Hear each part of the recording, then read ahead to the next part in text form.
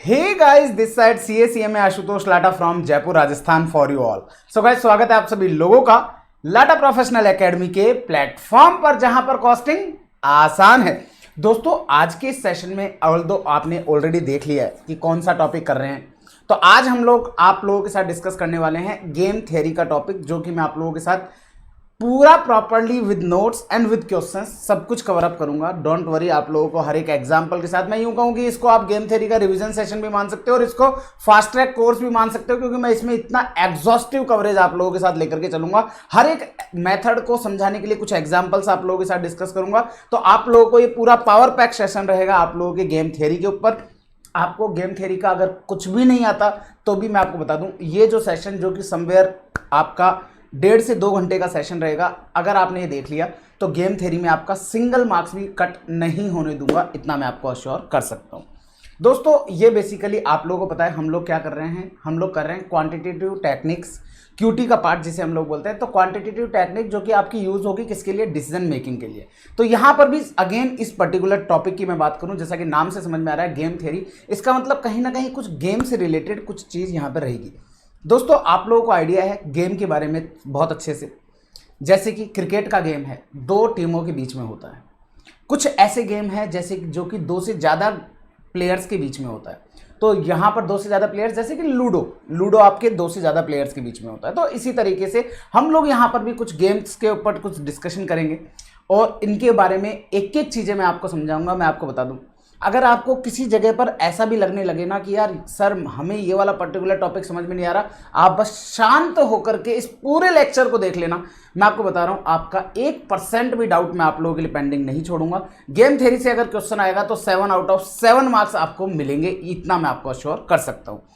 इस particular topic की बात करूं तो आप लोगों के लिए नोट्स कहां मिलेंगे, अगेन आप लोग डिस्क्रिप्शन में जाकर के पूछोगे, कमेंट सेक्शन में आप जाके पूछोगे सर नोट्स कहां मिलेंगे, तो मैं आपको बता दूं, अगर आपको मोबाइल व्यू चाहिए तो हमारी ऐप है LPS CACMA, वहां पर आपको SCM का सार बुक अवेलेबल है, आप लोग वहां से चेकआउट कर सकते हो। जस्ट एप्लीकेशन कॉस्ट पर हमने वो आप लोगों के लिए अवेलेबल कराई है, जिसमें पूरा कॉस्टिंग और क्यूटी सारा सब कुछ मिला करके सबके नोट्स आपको मिल जाएंगे।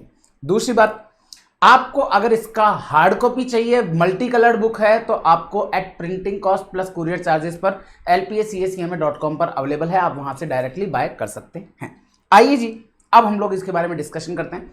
कुछ जगह पर आपको ऐसा लगेगा कि मैं केवल और केवल थ्योरी लिए जा रहा हूं, लेकिन जैसे ही मैं उसको एग्जांपल से कनेक्ट करूंगा तो आपको पूरा मेथड समझ में आ जाएगा। यहां पे कुछ पहले टर्मिनोलॉजीज सीखेंगे, फिर टर्मिनोलॉजीज के बाद में उनको कैसे सॉल्व करना है, इनके बारे में हम लोग डिस्कशन करेंगे। टिल दी एंड तक बने रहिएगा, आप लोगों को हर एक चीज क्रिस्टल क्लियर होगी, मैं इतना आपको अश्योर कर सकता हूं। क्या कह रहे हैं, गेम थ्योरी में भी डिफाइंड, आपको बताऊं, अगर आप लोग कोई भी 2 प्लेयर है, मुझे एक चीज बताओ, अगर आज सपोज से इंडिया पाकिस्तान का मैच हो रहा है, अगर इंडिया 50 रन से जीतेगी तो क्या पाकिस्तान 50 रन से हारेगी? आंसर है यस। जब 2 प्लेयर खेलते हैं और उनके द्वारा जो होने वाला एक का लॉस और दूसरे का प्रॉफिट सेम होता है, तो उसे हम लोग बोलते हैं zero game, zero value game, 2% zero value game. एक एक करके टर्मिनोलॉजी सीखेंगे, तब मैं आपको कनेक्ट करूंगा। गेम थ्योरी में भी defined as a type of decision making when 2 or more intelligent and rational opponent are involved under condition of conflict and competition। competition के अंदर गेम रहता है, ठीक है। it is a type of decision theory in which one's choice of action is determined after taking into account all possible alternative available to opponent participation in the same game। यहां पर इस जो मैंने आप लोगों के लिए जो ब्लू कलर आप बोल सकते हैं, वैसे ये सियान कलर है। It is a type of decision theory, एक डिसीजन थ्योरी का ही पार्ट है, इन विच वंस चॉइस ऑफ एक्शन, मतलब कि एक टीम का जो एक्शन है इज डिटरमाइंड, वो कौन सा एक्शन लेंगे ये डिटरमाइन कैसे होगा, after taking into account all possible alternative available to opponent. हमारे विपक्षी टीम के पास में क्या क्या ऑप्शंस अवेलेबल हैं, उन सारे ऑप्शंस को ध्यान में रखते हुए हम डिसीजन लेते हैं। मतलब कि अगर मैं आप लोगों को अब इससे कनेक्ट करूं बिजनेस से, तो आज सपोज से मैं एक टीचर हूं, कॉस्टिंग पढ़ाता हूं। सपोज से एक और एक्स टीचर मार्केट के अंदर है, वो भी कॉस्टिंग पढ़ाते हैं। अब होगा क्या, हम लोग एडवर्टीजमेंट के ऊपर डिसीजन लेना है कि यार एडवर्टीजमेंट कौन से मीडिया पर करें, मतलब कि प्रिंट मीडिया पर करें, सोशल मीडिया पर करें, या न्यूज़पेपर में करें। मतलब प्रिंट मीडिया न्यूज़पेपर एक ही बात होती है, प्रिंट मीडिया में करें, आपका सोशल मीडिया पर करें, कैसे करें, तो ये डिपेंड करेगा आप लोगों के अपोनेंट को भी ध्यान में रखते हुए चलना है। कहीं ऐसा ना हो आपने प्रिंट मीडिया पे किया, प्रिंट मीडिया से रिजल्ट आपको निकल के आ रहा है, आपके कब अपोनेंट जो पार्टी है, दूसरे जो टीचर है, उन्होंने सोशल मीडिया पे किया ये सोच करके कि यार आजकल बच्चा जो है ना वो प्रिंट मीडिया को, न्यूज़पेपर को, मैगजीन्स को कोई नहीं देखता, सब बच्चा इंस्टाग्राम यूट्यूब को देखता है, तो आपके अपोनेंट ने वो सेलेक्ट कर लिया, तो भाई साहब आपका तो लॉस हो जाएगा। तो ऐसे केस में आप लोगों को दूसरी पार्टी को भी ध्यान में रखते हुए डिसीजन लेना होता है। तो game theory does not insist on how a game should be played. Game theory ये नहीं बोलती कि गेम कैसे खेलना है, वो आप लोगों को पता है, but tells the procedure and principal by which action should be selected. वो आपको ये बताएगा कि कौन सा एक्शन लेना है। दैट मीन्स भाई साहब जसप्रीत बुमराह को उतारना है कि आप लोगों के लिए युजवेंद्र चहल को उतारना है, कौन से एक्शंस लेने हैं वो आपको सेलेक्ट करके बताता है game theory. Game is defined as an activity between two और more participant according to a set of rules. एक सेट ऑफ रूल्स पर चलता है, at the end of which each participant either get some benefit और suffer सम loss. या तो उसको कुछ बेनिफिट होगा या उसको कुछ लॉस होगा। क्लियर है? For example, firm trying to maintain their market share work in conflicting or competitive environment and any move by one are suitably countered move by other। आप कोई भी एक्शन लोगे तो उसका डेफिनेटली दूसरा पार्टी जो आपके अपोनेंट है वो उसका रिएक्शन करेगी ही करेगी। To increase the market share, if one firm take a strategy to reduce selling price of its product by giving some discount, then the other might take a strategy to redesign its product and increase its value at a price lower than the competitor। हो सकता है कि आप कुछ discount देकर के selling price को कम करेंगे, तो एट द सेम टाइम पर हो सकता है आपका काउंटर पार्टी जो आपका अपोनेंट है वो उस प्रोडक्ट की डिजाइन में थोड़ा बहुत कम करके उसकी वैल्यू वैसे ही कम कर दे। तो ये चीज़ पॉसिबल है, ठीक है ना। तो ये चीज़ है। अब हम लोग इसमें पहले आप लोगों के साथ कुछ बेसिक टर्मिनोलॉजीज के ऊपर डिस्कस करेंगे। तो बेसिक टर्मिनोलॉजीज क्या रहती हैं वो हम देखेंगे। बेसिक टर्मिनोलॉजीज पे आइएगा। बेसिक टर्मिनोलॉजीज में सबसे पहला बहुत बेसिक चीज़ है, मैं फटाफट से लूँगा इनको। प्लेयर का मतलब क्या है? जो भी आपका पार्टिसिपेंट है एक गेम में। प्ले का मतलब है जो भी कोर्स ऑफ एक्शन वो लेने वाले हैं वो। 2 पर्सन गेम के अंदर का मतलब हो गया जब गेम के अंदर 2 पर्सन होते हैं वो। n पर्सन गेम का मतलब जब 2 से अधिक पर्सन होंगे गेम में वो। जीरो सम गेम का मतलब है जब टोटल आपका बेनिफिट ऑफ ए प्लेयर, एक बेनिफिट एक बंदे को 50 रुपये का गेन हुआ तो दूसरे को 50 रुपये का लॉस हुआ, this is zero sum game. तो आप लोगों को यहाँ पे देखेंगे मैंने हर चीज़ का कलर किया हुआ है। तो प्लेयर को आप सीधा पार्टिसिपेंट पढ़ लोगे, आपका काम हो जाएगा। प्ले का मतलब when each player has chosen A course of action, उसे प्ले कहेंगे। 2 पर्सन गेम में number of player in A game is 2, तो उसे 2 पर्सन गेम कहेंगे। n पर्सन में number of player in A game is n और n है 2 से ज़्यादा, तो उसे n पर्सन गेम कहेंगे। जीरो सम गेम के अंदर आप सीधा इसको पढ़ ले तो sum of the gains and losses in such a game is 0। मतलब जीरो का मतलब हो गया कि उसका प्रॉफिट है 100 का, इसका लॉस है 100 का, तो 100 का लॉस 100 का प्रॉफिट, तो दैट मीन्स गेम के अंदर जीरो वैल्यू रही। When there are only 2 players participating in such a game which has result in zero sum, then it is called 2 person zero sum game। अगर आपने 2 बंदे हैं और जीरो सम आ रहा है गेम का तो उसे बोलेंगे 2 person zero sum game। Example, 2 person zero sum game is the competition of 2 firm। अब आप सोच के देखिए, सपोज से मार्केट के अंदर टोटल 4000 बच्चा है, टोटल मार्केट साइज इज 4000 और मार्केट में केवल 2 ही टीचर हैं। एक टीचर के पास 2500 स्टूडेंट है, एक के पास 1500 स्टूडेंट है। पता किया कि 1500 वाले को लगा कि यार मेरे पास कम बच्चे आ रहे हैं, तो इन्होंने हाईली एडवर्टीजमेंट किया, अच्छे डेमो लेक्चर्स अपलोड किए, तो हुआ क्या कि इनके 1500 से 1800 बच्चे हो गए। और आएंगे कहाँ से? इसका मतलब इनके 2500 से 2200 ही रह जाएंगे। तो इनको 300 का लॉस हुआ, इनको 300 का गेन हुआ। This is zero value game, zero sum game. तो आपका क्या बोला? 2 person zero sum game is competition of 2 firms which are trying to increase their share of market। Here gain of the market share of one will almost equal to others loss of market share। Market share पहले उनका 2500 था जो घट करके 2200 हो गया, और आपका मार्केट शेयर पहले 1500 का था अब 1800 हो गया, इसे बोलेंगे जीरो सम गेम। तो 2 person zero sum game are also called as rectangular game because their payoff matrix is in rectangular form में रहता है, इसलिए उसको रेक्टेंगुलर गेम भी कहा जाता है। नॉन जीरो सम गेम का मतलब क्या होगा? दोस्तों कई बार क्या हुआ, आपने एडवर्टीजमेंट किया तो मार्केट से आपने 4000 की जगह मार्केट साइज ही 4500 कर दिया। तो ऐसे केस के अंदर आप लोगों को सपोज से अब यहां पर आपका क्या हुआ, आपको 4500 हुआ, आपको 1500 की जगह आपके हो गए 2100 और यहां हो गए 2400। तो आप देखोगे इनको 100 का लॉस हुआ है, लेकिन इनको 600 का गेन हुआ है। तो नेट वैल्यू ऑफ गेम तो 500 हो गया ना। तो ये आपका नॉन जीरो सम गेम कहलाएगा। ये आप लोगों का क्या कहलाएगा? ये आपका नॉन जीरो सम गेम कहलाएगा। तो ये हो जाएगा आपका नॉन जीरो सम गेम। क्या है? If the sum of the gain और losses in game is not equal to zero. Equal to zero नहीं है, जैसे मैंने एग्जांपल में बताया आपको, मार्केट शेयर नहीं, मार्केट साइज बढ़ा है, then it is called non-zero sum game. An example of such a game is the competition between two firms for increasing their respective market share through intensive advertisement. आपने किया तो market share आपका बढ़ा, और वो आपका मार्केट साइज के कारण से। Due to the advertisement of their product both the firm gain, दोनों के दोनों फर्म को गेन हुआ है मार्केट शेयर में, which may not be equal to magnitude but at the same time gain of one not exactly equal to the loss. जैसे कि अभी यहाँ पर आप देखेंगे एक बंदे को 600 का लॉस गेन हुआ, बट दूसरी पार्टी को केवल 100 का ही लॉस हुआ, तो नॉट इक्वल। स्ट्रेटेजी की बात कर लेते हैं कि जो भी आप लोगों ने यहाँ पर क्वेश्चन है, उस क्वेश्चन में आप लोगों के पास दो तरह की स्ट्रेटेजी रहेंगी, जिसमें एक होता है प्योर, एक होता है मिक्स। प्योर स्ट्रेटेजी का मतलब ये होता है कि जब दोनों पार्टी को आपस में ये पता है कि वो अगर ये एक्शन लेता है तो आपको ये एक्शन लेना है, वो अगर ये एक्शन लेता है तो आपको ये एक्शन लेना है, या आपको ये पता है कि यार वो बंदा ये एक्शन ले रहा है। मतलब आज अगर मैं यूं बोलूं कि मेरे को ये पता लगे कि यार मेरे अपोनेंट में जो कोई दूसरे टीचर हैं वो सोशल मीडिया मार्केटिंग कर रहे हैं, तो मुझे भी सोशल मीडिया पर किस लेवल की मार्केटिंग करनी है मुझे पता है।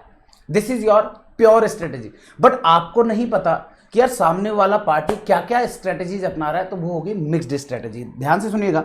If a player knows exactly, अगर आपका कोई प्लेयर है जो एग्जैक्टली जानता है what the other player is going to do and deterministic situation is obtained, कि क्या एक्चुअल में वो करने वाला है वो आपको पता है, this is your pure strategy. Mixed strategy मतलब if a player is guessing, मतलब गैसिंग मतलब कि आपको नहीं पता एग्जैक्टली क्या करने वाला है, as to which is activity is to be selected by the other and any particular occasion a probabilistic situation is obtained. मतलब आपको पता नहीं है एग्जैक्टली क्या होगा, तो आप कहीं ना कहीं प्रोबेबिलिटी पर चलेंगे कि यार 60% चांस है कि वो ये करेगा, 40% चांस है वो ये करेगा। This is called mixed strategy game. ठीक है जी, आगे चलिए। पे ऑफ, पे ऑफ का मतलब हो गया कि आपको उस पर्टिकुलर से क्या पे होने वाला है, दैट मीन्स आपको क्या गेन होने वाला है। तो outcome of the playing the game is known as pay off, कि भैया आपने अगर स्ट्रेटेजी ए अपनाई तो आपको इतने रुपए का गेन होगा, आपने स्ट्रेटेजी ये अपनाई तो आपको इतने का होगा। तो यहां पर मैं आपको बता दूं दो तरह के प्लेयर होते हैं, इसमें दोनों तरह के प्लेयर में हम लोग दो प्लेयर रहेंगे, जैसे सपोज से ए और बी। तो जो प्लेयर ए है उसकी स्ट्रेटेजी हमेशा क्या रहेगी, उसकी स्ट्रेटेजी हमेशा रहेगी जी मैक्सिमाइजिंग द रेवेन्यू। वहीं प्लेयर बी की जो रहेगी वो रहेगी मिनिमाइजिंग। सर रेवेन्यू को मिनिमाइज करना नहीं, वो वहां पर अपने लॉस को मिनिमाइज करना चाह रहा है। आज सपोज से मैं ये कहता हूं कि सपोज एससीएम के अंदर टोटल 4000 बच्चे हैं, एक ऑन एन एवरेज अपन कह लेते हैं कि 4000 10,000 रुपए की फीस की रेट मान लेते हैं, तो इसका मतलब पूरा का पूरा मार्केट 4 करोड़ का है। अभी प्रेजेंटली एक टीचर के पास 1.5 CR का है और एक टीचर के पास 2.5 CR का है। अब मुझे एक चीज बताओ, अगर ये 1.5 CR वाला टीचर जो है ये अगर मेहनत करना चाह रहे हैं और मेहनत के साथ साथ कुछ एडवर्टीजमेंट करना चाह रहे हैं, तो ऐसे में क्या होगा, ये अपने शेयर को, इनकम को बढ़ाना चाहेंगे। लेकिन काउंटर पार्टी जो दूसरे वाले टीचर हैं उनको भी पता है कि भाई साहब अगर ये इतने अग्रेशन से जाएंगे तो ये लॉस होगा किसको, ये होगा मेरे को, ये मेरे हिस्से में से लेकर के जाएंगे। तो ये चाहेंगे कि मेरा हिस्सा जो मेरे हिस्से में से लेकर के जाएं वो कम से कम हो। मतलब कि इनका तो टारगेट होगा मैक्सिमाइजिंग करने का, और इनको टारगेट होगा कि जो मेरा लॉस होने वाला है उसको मैं लॉस को मिनिमाइज करूं। इस तरीके से गेम चलता है। मतलब कि एक अटैकिंग गेम खेल रहा है बढ़ाने की तरफ, एक डिफेंसिव गेम खेल रहा है आपके लिए लॉस को कम करने के लिए। सिंपल सी चीज है, आप लोगों ने बॉक्सिंग देखी, बॉक्सिंग में क्या होता है, एक बंदा है जो पंच ही पंच मारे जाता है, दूसरा बंदा उसको ब्लॉक कर रहा होता है। तो मतलब क्या है, वो बंदा पंच ही पंच मार रहा है, दैट मीन्स वो मैक्सिमाइज करने की कोशिश कर रहा है, और जो आपके उसको ब्लॉक कर रहा है वो उसके इफेक्ट को रिड्यूस करने का चांस ले रहा है। That's all. पे ऑफ मैट्रिक्स की अगर मैं बात करूं तो पे ऑफ मतलब कि उस गेम से क्या आउटकम निकल के आ रहा है वो आपका पे ऑफ होगा, और इसे हम लोग टेबुलर फॉर्मेट में आप लोगों के लिए बना के देंगे, उसे हम पे ऑफ मैट्रिक्स बोलेंगे। तो is a tabular representation showing the outcome और payoff corresponding to different strategy. हर एक डिफरेंट स्ट्रेटेजी से क्या क्या आउटकम आएगा वो आपका शो होता है पे ऑफ मैट्रिक्स में। रूल्स ऑफ पे ऑफ क्या है, रो डिनोट टू एक्टिविटी और course of action available to player A who is considered at the maximizing player. जो रो वाइज जो भी स्ट्रेटेजी रहेगी वो रहेगी प्लेयर ए की। प्लेयर ए की स्ट्रेटेजी है सपोज से A1 A2 A3, ये रो वाइज रहेगी और इनका ऑब्जेक्टिव रहेगा maximizing the revenue. Column denote करेगा आपके course of action player B का, जो कि है मिनिमाइजिंग प्लेयर। जो figure shown in the cell X I J denote payment to A when he chooses the activity I against B's activity J. B की activity के against में जो आप एक्शन लेंगे, जैसे सपोज से ए की A1 A2, बी की B1 B2, तो B2 ने सेलेक्ट किया कि भैया अगर A1 आता है तो मैं भाई साहब मेरा B2 एक्शन दूंगा अगर वो A1 पर आता है। तो ऐसे केस में A1 अगर आपकी स्ट्रेटेजी है तो वो आपका कहता है B2 स्ट्रेटेजी, तो इस जगह जो आउटकम आएगा वो आपका A1 B2 के लिए स्ट्रेटेजी रहेगी कि अगर आपने A1 स्ट्रेटेजी अपनाई और प्लेयर बी ने B2 स्ट्रेटेजी अपनाई तो आउटकम आएगा ये। अगर आपने A1 स्ट्रेटेजी अपनाई और बी ने B1 स्ट्रेटेजी अपनाई तो आउटकम आएगा ये।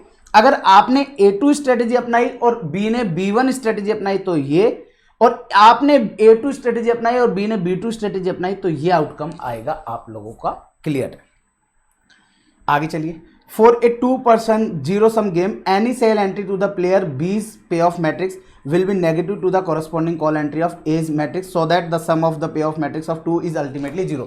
2% का गेम है तो 2% के गेम में एक को जितना गेन होगा उतना दूसरे को लॉस रहेगा, अगर आप लोगों का प्योर स्ट्रेटेजी गेम है तो। Here a positive pay off denote gain to maximizing player. जो पॉजिटिव पे ऑफ होगा वो इसका मतलब हो गया कि आपके मैक्सिमाइजिंग प्लेयर को क्या हो रहा है, गेन हो रहा है, that is from a shown as row, और लॉस होगा मिनिमाइजिंग प्लेयर को, दैट मीन्स कॉलम आपका। सिंपल सी चीज है। A1 B1 यहां पर अगर सपोज से 5 लाख रुपए आ रहे हैं तो इसका मतलब ये हो गया कि अगर A1 स्ट्रेटेजी पे जाता है और बी पार्टी B1 स्ट्रेटेजी पे आएगी तो एक गेम प्लेयर को 5 लाख का बेनिफिट होगा लेकिन बी प्लेयर को 5 लाख का लॉस होगा। This is called game. ठीक है जी। If a firm A choose strategy no advertisement और firm B choose strategy medium advertisement then gain of A will be 5 and loss of B will also be 5। मतलब कि इसने कहा no advertisement, इन्होंने कहा 3 तरह की सिचुएशन, 3 तरह की स्ट्रेटेजी थी, नो, मीडियम और हाई एडवर्टीजमेंट। सेम इसने कहा बी ने भी, नो एडवर्टीजमेंट, मीडियम एडवर्टीजमेंट और हाई एडवर्टीजमेंट। क्लियर है? तो ऐसे केस के अंदर आप लोगों को क्या करना है का नो, मीडियम और हाई। तो इन्होंने कहा if A chooses strategy no advertisement, मतलब अगर उसने नो एडवर्टीजमेंट वाली स्ट्रेटेजी चूज की है, and firm B choose medium advertisement मतलब कि ये वाली, तो इस जगह पर आ रहा है सपोज से 5। तो इसका मतलब ये हो गया कि ए को 5 लाख का बेनिफिट होगा, at the same time B को 5 लाख का लॉस होगा, and loss will be 5 to B. Optimum strategy का मतलब क्या होगा sir? A course of action which put player in the most preferred situation irrespective of the strategy of his competitor is called optimal strategy. Not opting for this strategy will result in decreased payoff to the player. मतलब कि जो उनके लिए most favourable situation रहेगी वो आपकी optimal strategy रहेगी। Value of game की बात करें तो ये जो एक्सपेक्टेड पे ऑफ जो भी आ रहा है उसका टोटल जो रहेगा वो वैल्यू ऑफ गेम रहेगा। The game is called fair if value of game is 0। अगर गेम का वैल्यू 0 आ रहा है तो उसे फेयर कहेंगे, लेकिन अगर आप लोगों का जैसे कि loss of 500 to A, benefit of 500 to B, this is fair game. Unfair if it is non zero, लेकिन अगर आपका नॉन जीरो है तो उसे अनफेयर गेम कहा जाएगा। क्लियर है? आगे चलिए। अब आता है हम लोगों का काम चालू यहां से। दोस्तों आप लोगों को pure strategy game with saddle point के ऊपर मैं डिस्कशन कर रहा हूं। सर ये क्या आ गया? Pure strategy game with saddle point. Saddle point क्या होता है वो मैं आपको बाद में बताऊंगा, पहले आप लोगों को प्योर स्ट्रेटेजी गेम बता देता हूं। प्योर स्ट्रेटेजी गेम का मतलब होता है दोस्तों जब आप लोगों को आप क्या एक्शन लेंगे उसके काउंटर में दूसरी पार्टी क्या एक्शन लेगी वो आपको ऑलरेडी पता है और उससे क्या प्रॉफिट लॉस होगा वो आपको पता है, तो उसे कहेंगे प्योर स्ट्रेटेजी गेम। क्लियर है? Pure strategy game with saddle point. अब ये सैडल पॉइंट क्या है दोस्तों? हम लोग यहां पर एक फॉर्मूला यूज करेंगे। फॉर्मूला क्या करेंगे? रो में आप लोगों को पता है कि जब सामने वाली पार्टी को आपके एक्शंस पता होंगे, आपके एक्शंस उसको पता होंगे, उसके एक्शंस आपको पता होंगे, तो डेफिनेटली आप जो भी एक्टिविटी करोगे उसके काउंटर में वो एक्टिविटी करना चाहेगा जो उसका प्रॉफिट लो हो। जैसे कि मैं बेटर है आप लोगों को एक एग्जांपल से समझाता हूं। ये एक एग्जांपल आप लोगों को नजर आ रहा है, इसको मैं कोशिश करता हूं। 9 8 6 2 6 4,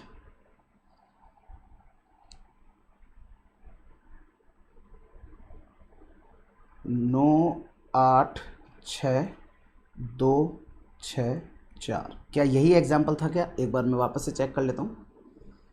इस एग्जाम्पल से मैं आपको सारी चीज़ें समझाऊंगा। 9 8 6 2 6 4। ठीक, ध्यान से देखिएगा। अब आप लोग, ये प्लेयर ए है, उसकी स्ट्रेटजियाँ हैं A1 A2 और A3, ये B1 और ये B2।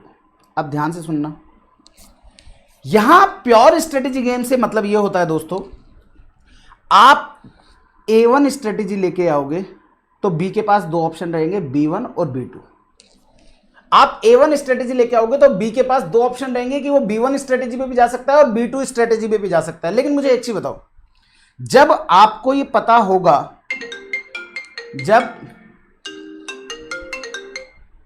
जब आपको ये पता होगा कि भैया आपके A1 स्ट्रेटेजी है और सामने वाले के पास B1 और B2 दो स्ट्रेटेजी रहेंगी।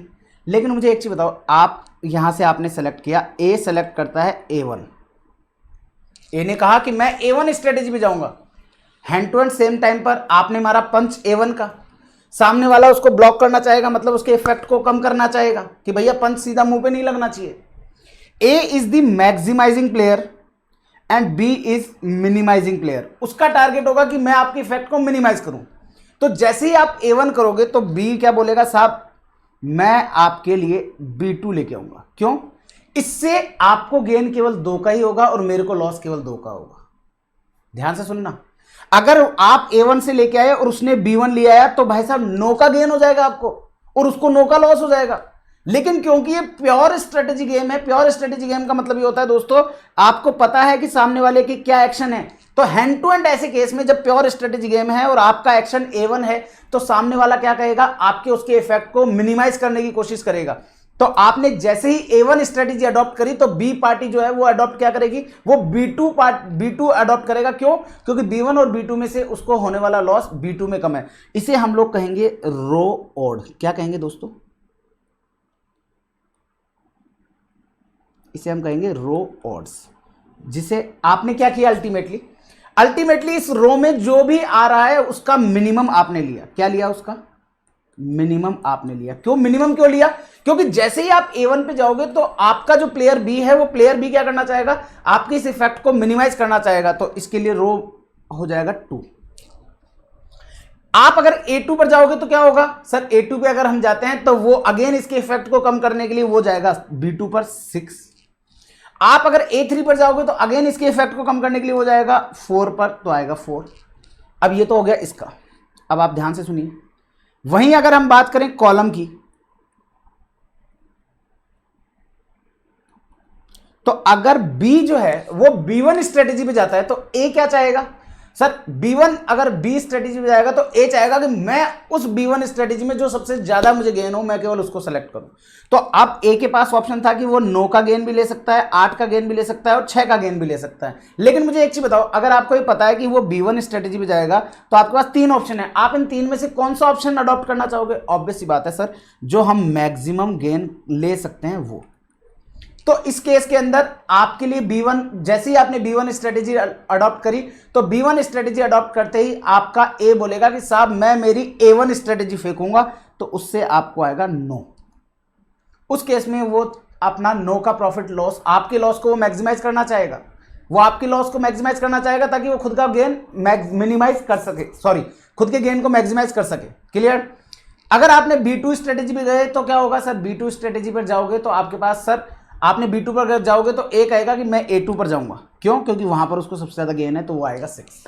तो अल्टीमेटली आपने जो एक्शन लिया उसका रिएक्शन दूसरी पार्टी करेगी और दूसरी पार्टी क्या करेगी, जो भी उसके पास ऑल्टरनेटिव ऑप्शंस अवेलेबल है उनमें से सबसे बेस्ट आपके लिए रिजल्ट आए, बेस्ट आउटकम निकल करके आए, जिसे हम ऑप्टिमम सॉल्यूशन कहते हैं या ऑप्टिमम वैल्यू ऑफ गेम कहेंगे। तो आप यहां ध्यान से देखिए, अगर A1 आपका A जो है वो A स्ट्रेटेजी पर, A1 स्ट्रेटेजी पर जाएगा तो hand to hand counter party कौन होगा सर, B। आपने कहा मैंने ये वाला कार्ड फेंका तो B1 क्या कहेगा साहब, B क्या कहेगा, मेरे पास भी कार्ड है, मेरे पास भी 2 कार्ड है, B1 B2।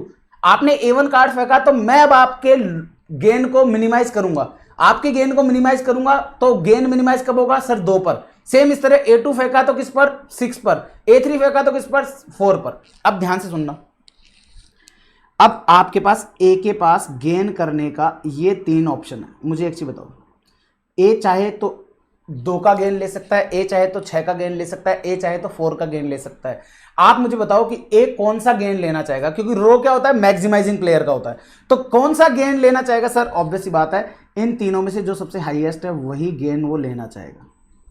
वहीं अगर मैं बी की बात करूं तो बी को दिख रहा है कि उसको 9 का लॉस हो रहा है और बी को दिख रहा है वो 6 का लॉस हो रहा है, तो वो कौन सा लॉस करना चाहेगा सर? ऑब्वियस सी बात है, जो दोनों में से कम होगा। तो हो गया 6।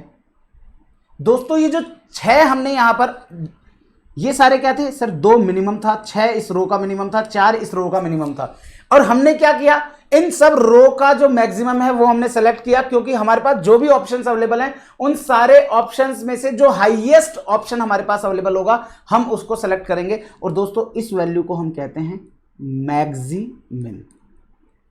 मैक्सिमिन जैसा कि नाम से पता चल रहा है कि मिनिमम का मैक्सिमम, मैक्सिमिन मिनिमम का मैक्सिमम। लेकिन यहां पर अगर मैं बात करूं तो क्या हुआ, हमने यहां पर मैक्सिमम वैल्यू सेलेक्ट करी थी, लेकिन उस मैक्सिमम का मिनिमम हमने किया है सेलेक्ट, तो इसे बोलेंगे मिनी मैक्स। इसे क्या बोलेंगे? Mini max.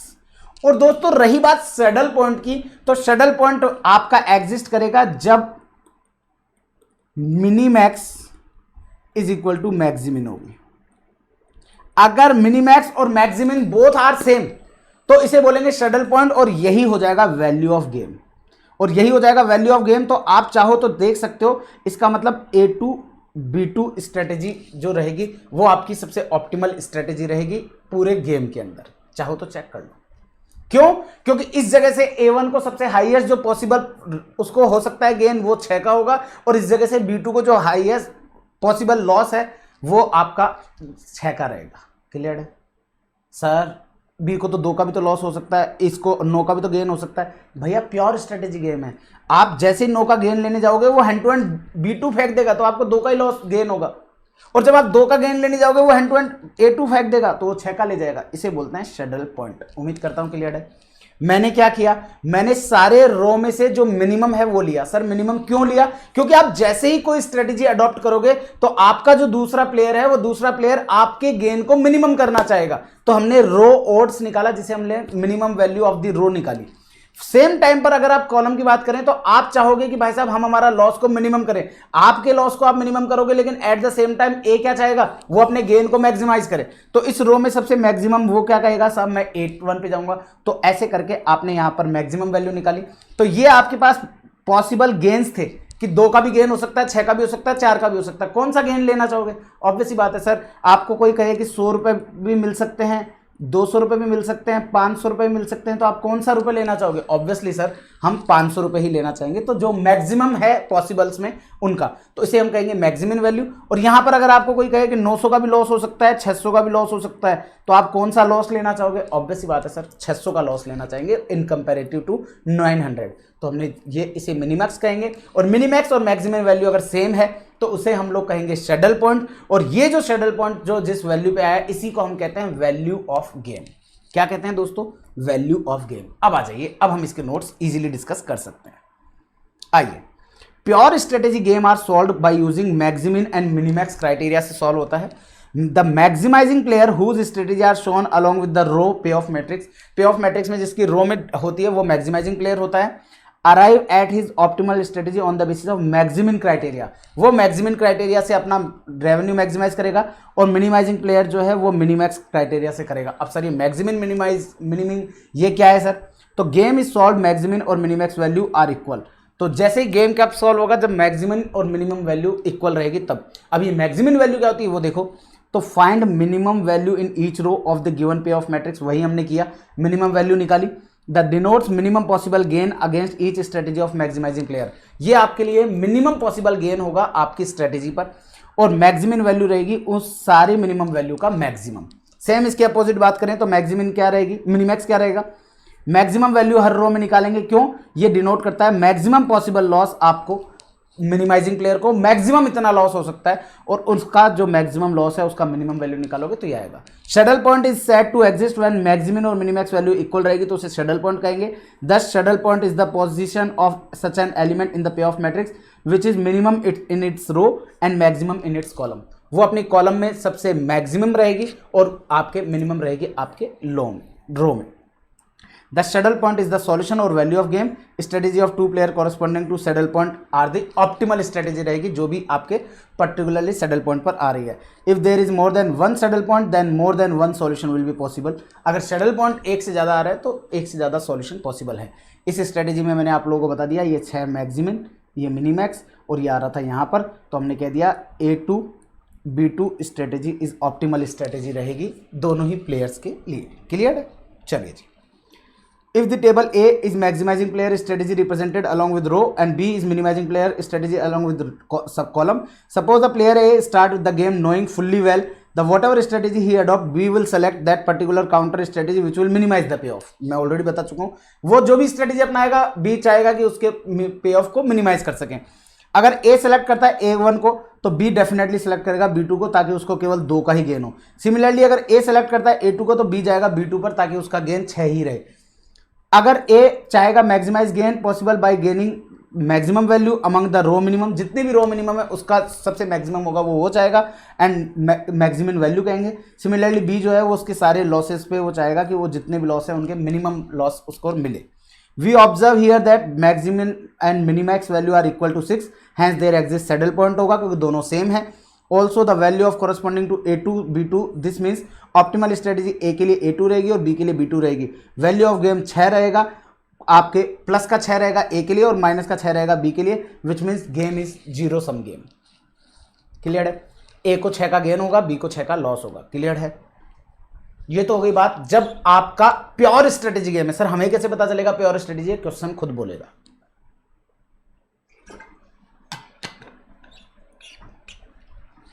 अब आते हैं मिक्स्ड स्ट्रेटेजी पर। मिक्स्ड स्ट्रेटेजी में आपको ये पता ही नहीं होगा कि यार कौन सी स्ट्रेटेजी अडॉप्ट करनी है, तो ऐसे केस में हम प्रोबेबिलिटी बेस्ड काम करेंगे। कैसे? Any problem of game without a saddle point, अगर कोई भी प्रॉब्लम है जो कि विदाउट सैडल पॉइंट है, is considered to be the problem of mixed strategy, तो आपका उसे मिक्स्ड स्ट्रेटेजी कहेंगे अगर सैडल पॉइंट नहीं है तो। In such cases both player will use various strategy with certain probability to optimize. ऐसे केस में वो प्रोबेबिलिटी बेस्ड चलेंगे कि यार मैं इसमें 30% प्रोबेबिलिटी का करूं, इसमें 40% प्रोबेबिलिटी का करूं and so on. Unlike pure strategy problem where a single strategy will certainly be the optimum one, here we need to find out probability of various strategy of both the player as well as expected value of the game. यहाँ पर जैसे वहां पर तो हमने क्या किया, ए के लिए A2 ऑप्टिमल है और B के लिए B2 ऑप्टिमल है, तो A2 B2 को हमने कह दिया। लेकिन यहाँ पर अगर हम वैल्यू ऑफ गेम की बात करें तो यहाँ पर हमको कुछ हर एक प्रोबेबिलिटी में कुछ यूज करना होगा। मतलब हमें प्रिंट मीडिया में भी कुछ हिस्सा देना होगा, सोशल मीडिया में भी कुछ हिस्सा देना होगा। ऐसे हर एक जगह से जहाँ से हम लोग एडवर्टीजमेंट कर सकते हैं वो सारे हम लोग करेंगे। ठीक है? Game with mixed strategy are solved by following method depending on the size of pay of matrix. अब ये जो भी मिक्स्ड स्ट्रेटेजी वाले गेम है इनको कुछ डिफरेंट मेथड्स हैं, उनके हिसाब से आप लोगों को सॉल्व करना है। लेकिन कौन सा मेथड कब एप्लीकेबल होगा इसके लिए आपको पे ऑफ मैट्रिक्स की साइज देखनी है। अगर वो मैट्रिक्स 2x2 का है तो ओड मेथड या अर्थमेटिक मेथड हम लोग यूज कर सकते हैं, जिसे ओड या अर्थमेटिक दोनों एक ही है, ऐसा नहीं है कि दो हैं। डोमिनेंस मेथड यूज करेंगे अगर आपका एप्लीकेबल है MN का। MN मतलब M रो के लिए होता है, N कॉलम के लिए होता है, और M is more then 2, N is also more than 2। मतलब आपका 2x2 का मैट्रिक्स नहीं है, वो जैसे 3x3 का हो गया या 4x3 का हो गया या 3x4 का हो गया, इस तरीके से। मतलब कि रो भी 2 से ज़्यादा होगी, कॉलम भी 2 से ज़्यादा होगा, तो डोमिनेंस मेथड यूज होगा और उससे हम क्या करेंगे, पे ऑफ मैट्रिक्स को कन्वर्ट करेंगे 2x2 मैट्रिक्स से by application of rule of dominance. Dominance rule लगा करके हम लोग उसको क्या करेंगे, 2x2 का मैट्रिक्स बनाने की कोशिश करेंगे। मतलब कि जो बड़ा मैट्रिक्स है उसमें से डोमिनेंस रूल लगा करके उसको छोटा करने की कोशिश करेंगे। छोटा करने के बाद में फिर वापस से हम देखेंगे अगर हमारे मिनिमैक्स क्राइटेरिया वाले पे प्योर स्ट्रेटेजी पे सैडल पॉइंट पे जा रहा है तो सैडल पॉइंट से सॉल्व कर देंगे, और अगर उससे नहीं जा रहा तो ओड मेथड से सॉल्व कर देंगे 2x2 करके। ग्राफिकल मेथड, अगर आपको मैट्रिक्स 2/n दे रखा है या m/2 दे रखा है, मतलब कि आपका या तो 2/n का मतलब ये हो गया कि रो तो है 2 पर कॉलम 2 से ज्यादा है, या आपका हो गया m/2। आपका m/2 का मतलब ये हो गया कि आपके पास कॉलम तो 2 ही है बट रो जो है वो 2 से ज्यादा है।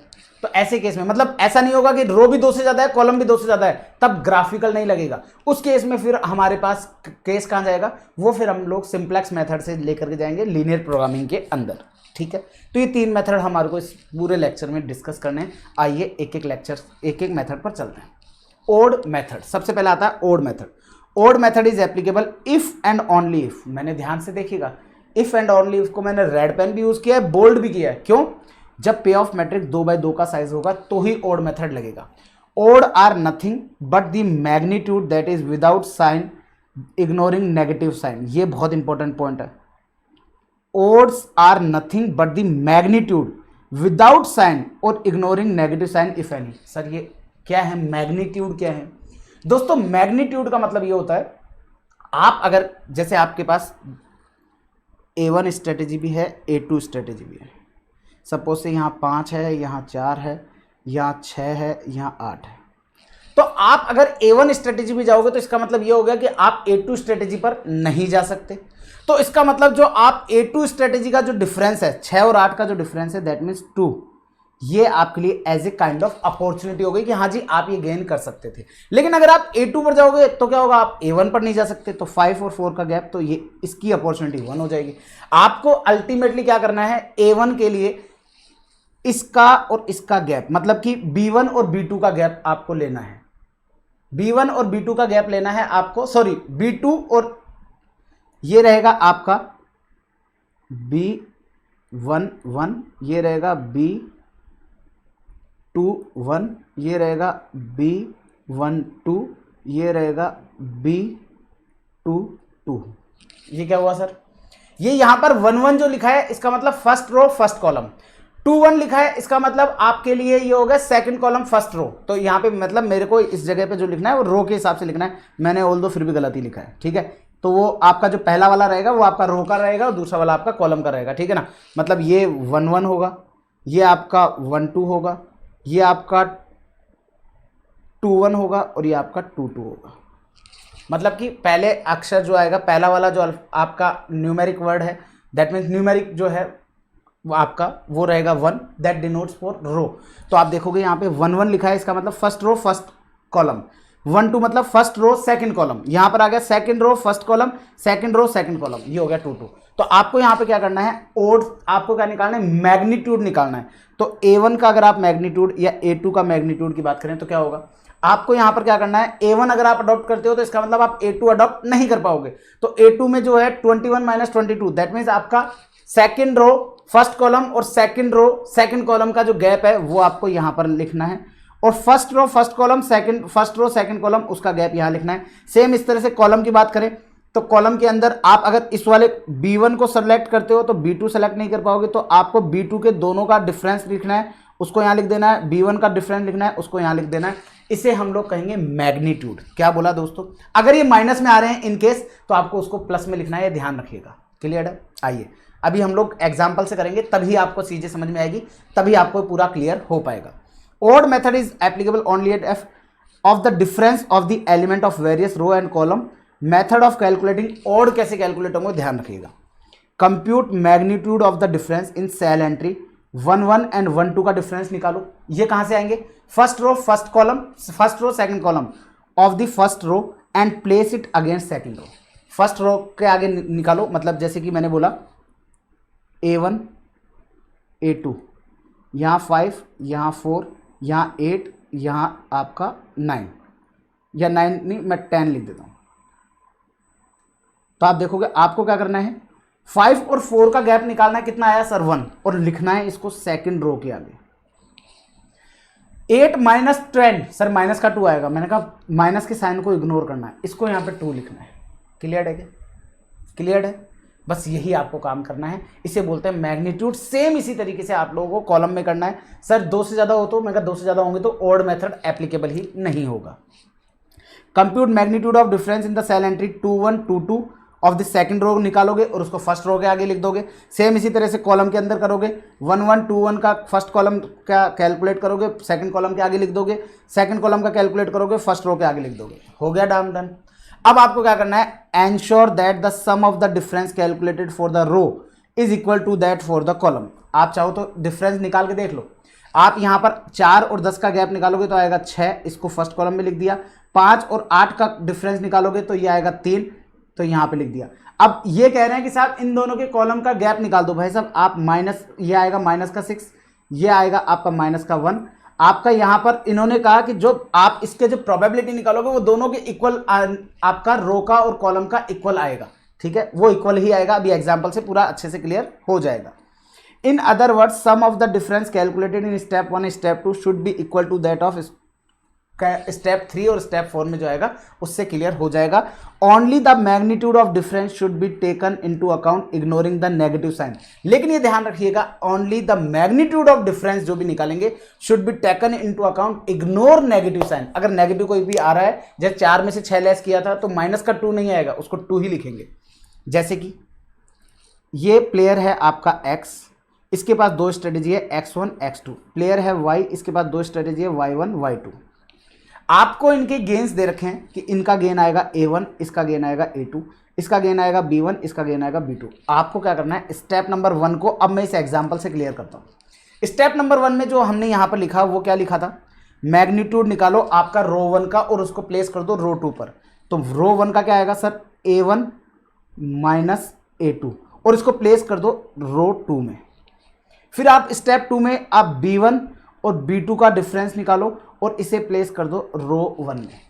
फिर अब आप क्या करो, अब आप यहां पर फर्स्ट कॉलम का निकालो। फर्स्ट कॉलम का क्या आएगा सर, a1 माइनस b1, तो इसको प्लेस कर दो आप सेकंड कॉलम में, देख लो a1 माइनस b1। फिर a2 माइनस b2 कैलकुलेट करो और इसे प्लेस कर दो फर्स्ट कॉलम में। क्लियर है, मतलब कुल मिलाकर के फर्स्ट रो का डिफरेंस सेकंड रो में लिख दो, सेकंड रो का डिफरेंस फर्स्ट रो में लिख दो, फर्स्ट कॉलम का डिफरेंस सेकंड कॉलम में लिख दो और सेकंड कॉलम का डिफरेंस फर्स्ट कॉलम में लिख दो। सर इससे क्या होगा, इससे दोस्तों प्रोबेबिलिटी निकाली जाएगी।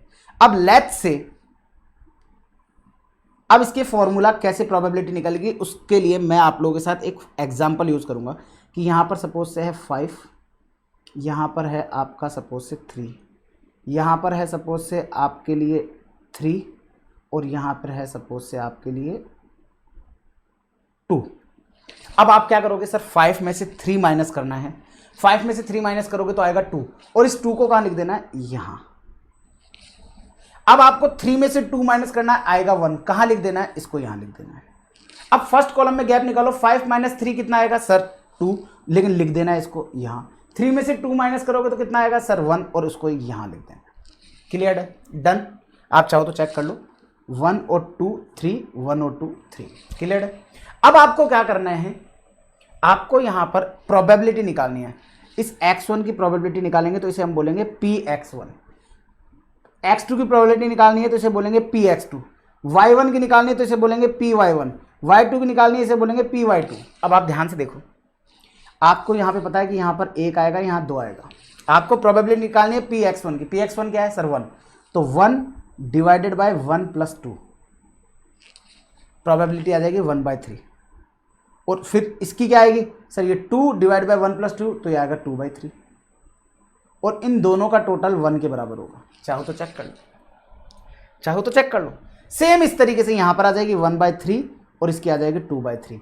अल्टीमेटली मैंने क्या किया, मैंने यहां पर ध्यान से देखेंगे अगर आप, तो मैंने फॉर्मूले में कुछ नहीं किया, मैंने b1 माइनस b2 लिया, इसमें डिवाइड लगाया किसका सर, b1 माइनस b2 और a1 माइनस a2 दोनों का टोटल का।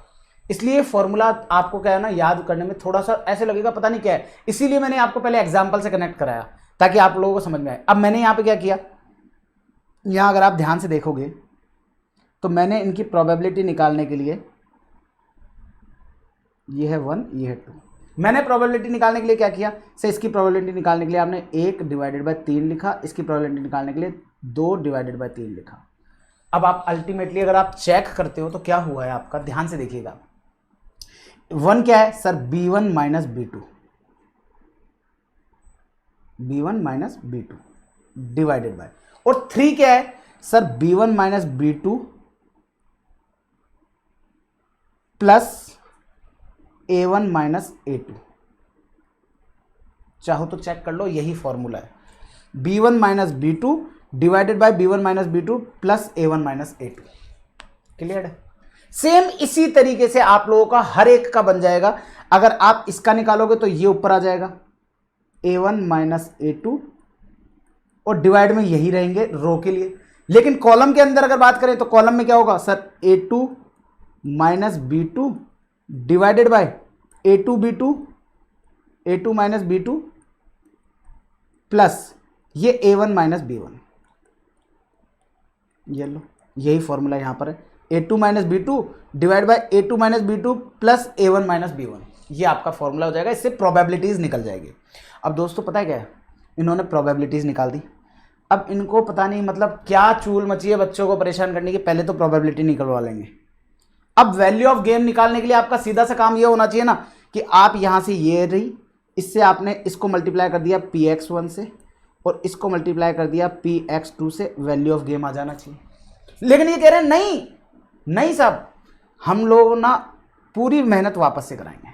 अब पूरी मेहनत वापस से कराएंगे मतलब ये इनका कहना ये है कि साहब आप इसको प्रोबेबिलिटी से मल्टीप्लाई मत करो, आप इसको मल्टीप्लाई करो साहब इससे, आप इसको मल्टीप्लाई करो इससे और फिर डिवाइड लगाओ इन दोनों का टोटल।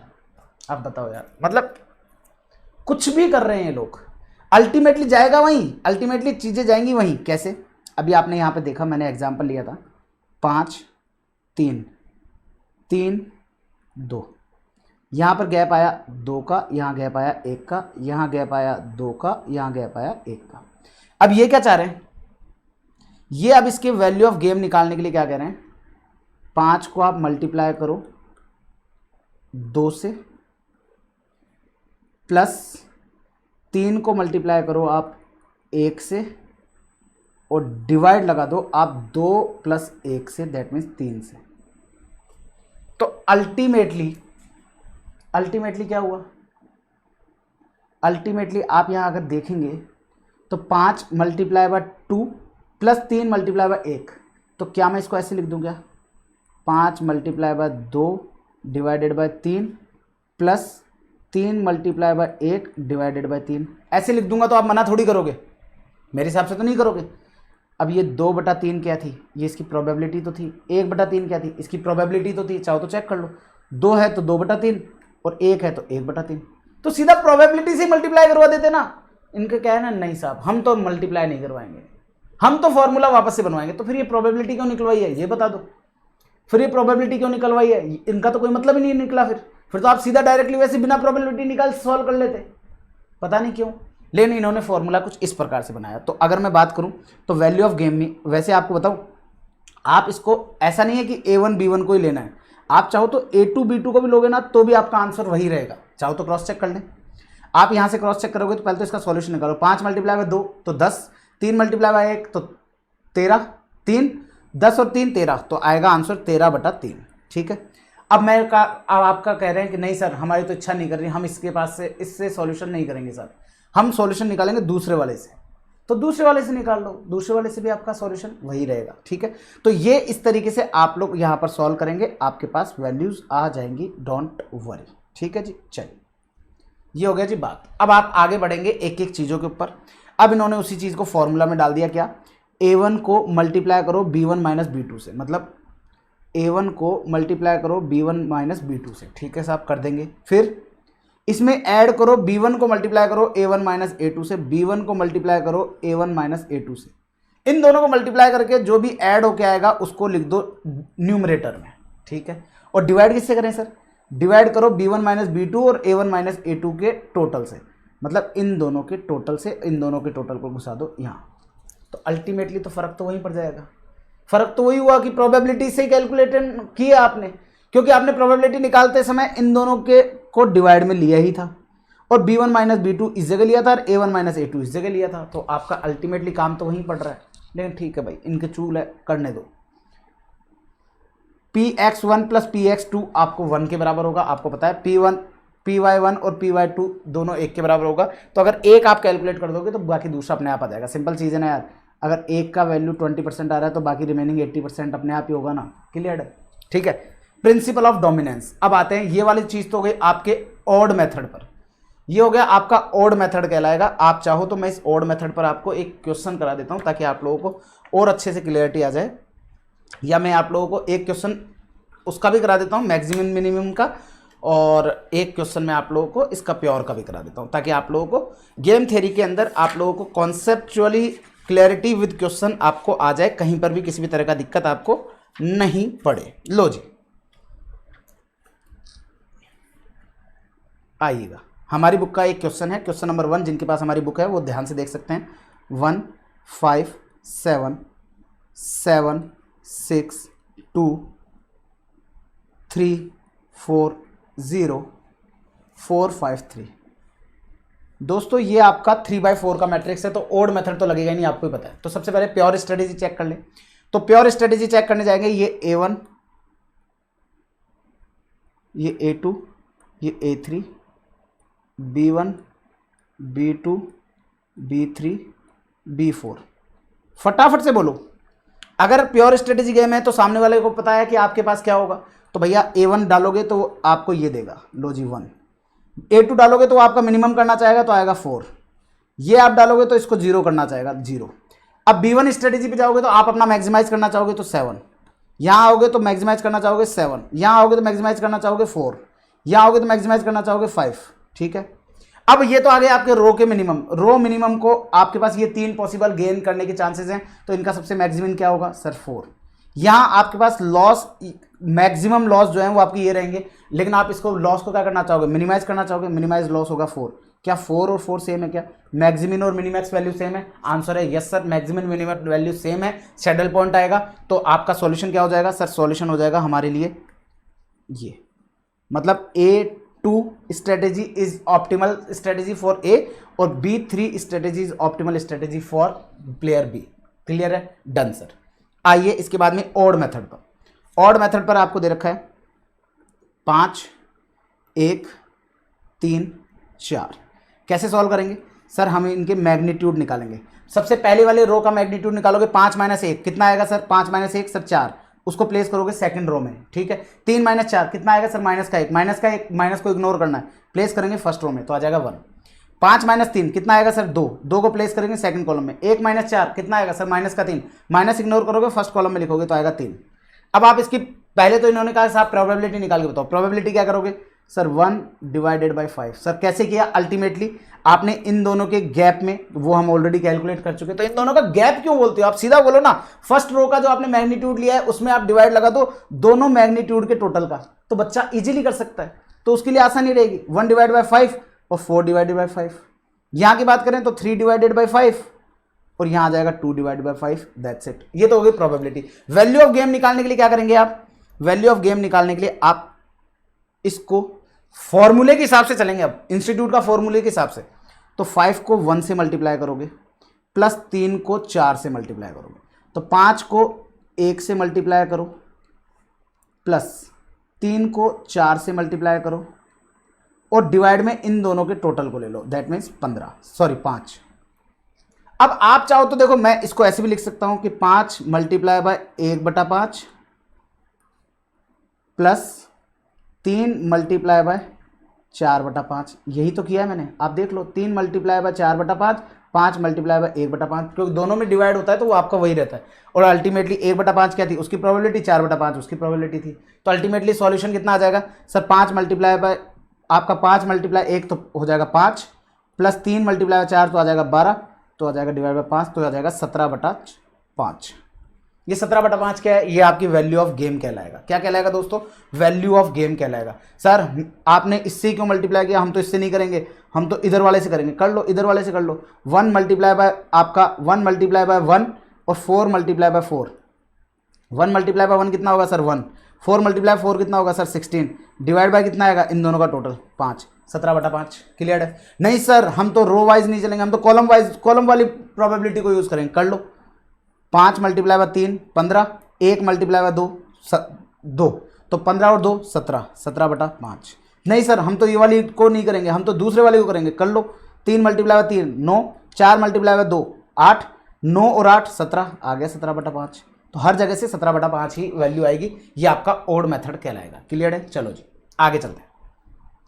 अब आइएगा रूल ऑफ डोमिनेंस। ध्यान से देखिएगा rule of dominance.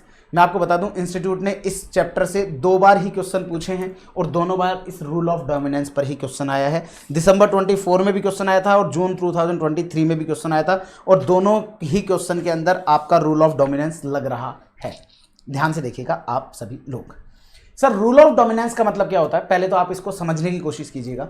Rule of dominance का मतलब ये हो गया, मेरे पास ऑप्शन है कि मैं 200 रुपये कमा सकता हूं, मेरे पास ऑप्शन है मैं 500 रुपये कमा सकता हूं। आप सोच के देखो, मेरे पास, मैं हूं ए, या मैं इसके एग्जाम्पल को ही आपसे एग्जाम्पल से कनेक्ट करता हूं। देखिएगा ध्यान से, रूल ऑफ डोमिनेंस क्या कहता है उसको ध्यान से समझने की कोशिश करेंगे। अगर आपने इसको एग्जाम्पल को समझ लिया तो आपको ये पूरा का पूरा रूल समझ में आ जाएगा। क्या कहता है, ए आपको पता है मैक्सिमाइजिंग प्लेयर है, A1 A2 A3। आपको पता है डोमिनेंस रूल कब लगता है, जब आपका मैट्रिक्स m मल्टीप्लाई n होता है। That means m multiply n का मतलब 2 से ज्यादा रो और 2 से ज्यादा ही column. A1 A2 A3 B1 B2 और B3। ध्यान से देखिएगा, और इसके अंदर मैं एक बार वैल्यू ले लेता हूं आप लोगों के लिए। सपोज से 4 5 6 8 6 5 5 8 6, ये आपको मैट्रिक्स दिया हुआ है। अब ध्यान से दोनों, रूल ऑफ डोमिनेंस क्या कहता है। हम लोगों को यहां पर क्या करना है, हमारा टारगेट है डोमिनेंस रूल लगा करके इस मैट्रिक्स को 2 बाई 2 का मैट्रिक्स बनाना है।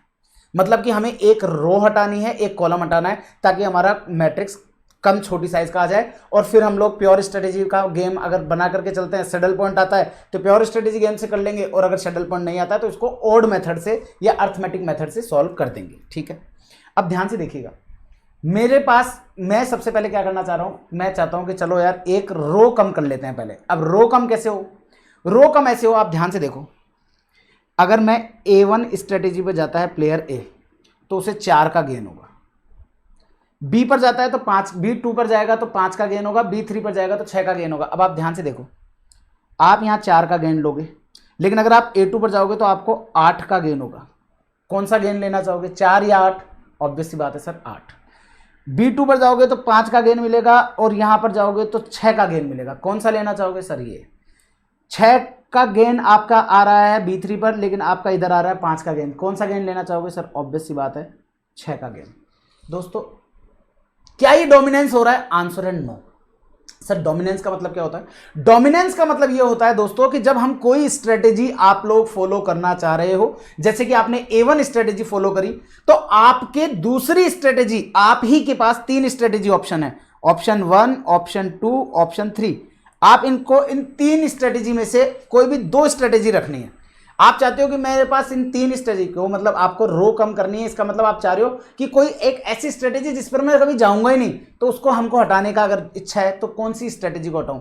तो उसको हटाने के लिए हम लोग तभी हटाएंगे जब हमारे पास काउंटर अपॉर्चुनिटीज जो है, बी के पास 3 है, B1 B2 B3, और उन तीनों ही केस में हमारे को होने वाला जो बेनिफिट है वो किसी पर्टिकुलर स्ट्रेटेजी में हर जगह ज्यादा है। जैसे कि फॉर एग्जाम्पल आप यहां ध्यान से देखिएगा, आप अगर आप A1 स्ट्रेटेजी पे जाते हो और इधर A3 अगर आपका, और A3 से कंपेयर करते हो अगर उसको, तो आप देखोगे यहाँ 4 का ऑप्शन है, यहाँ 5 का ऑप्शन है।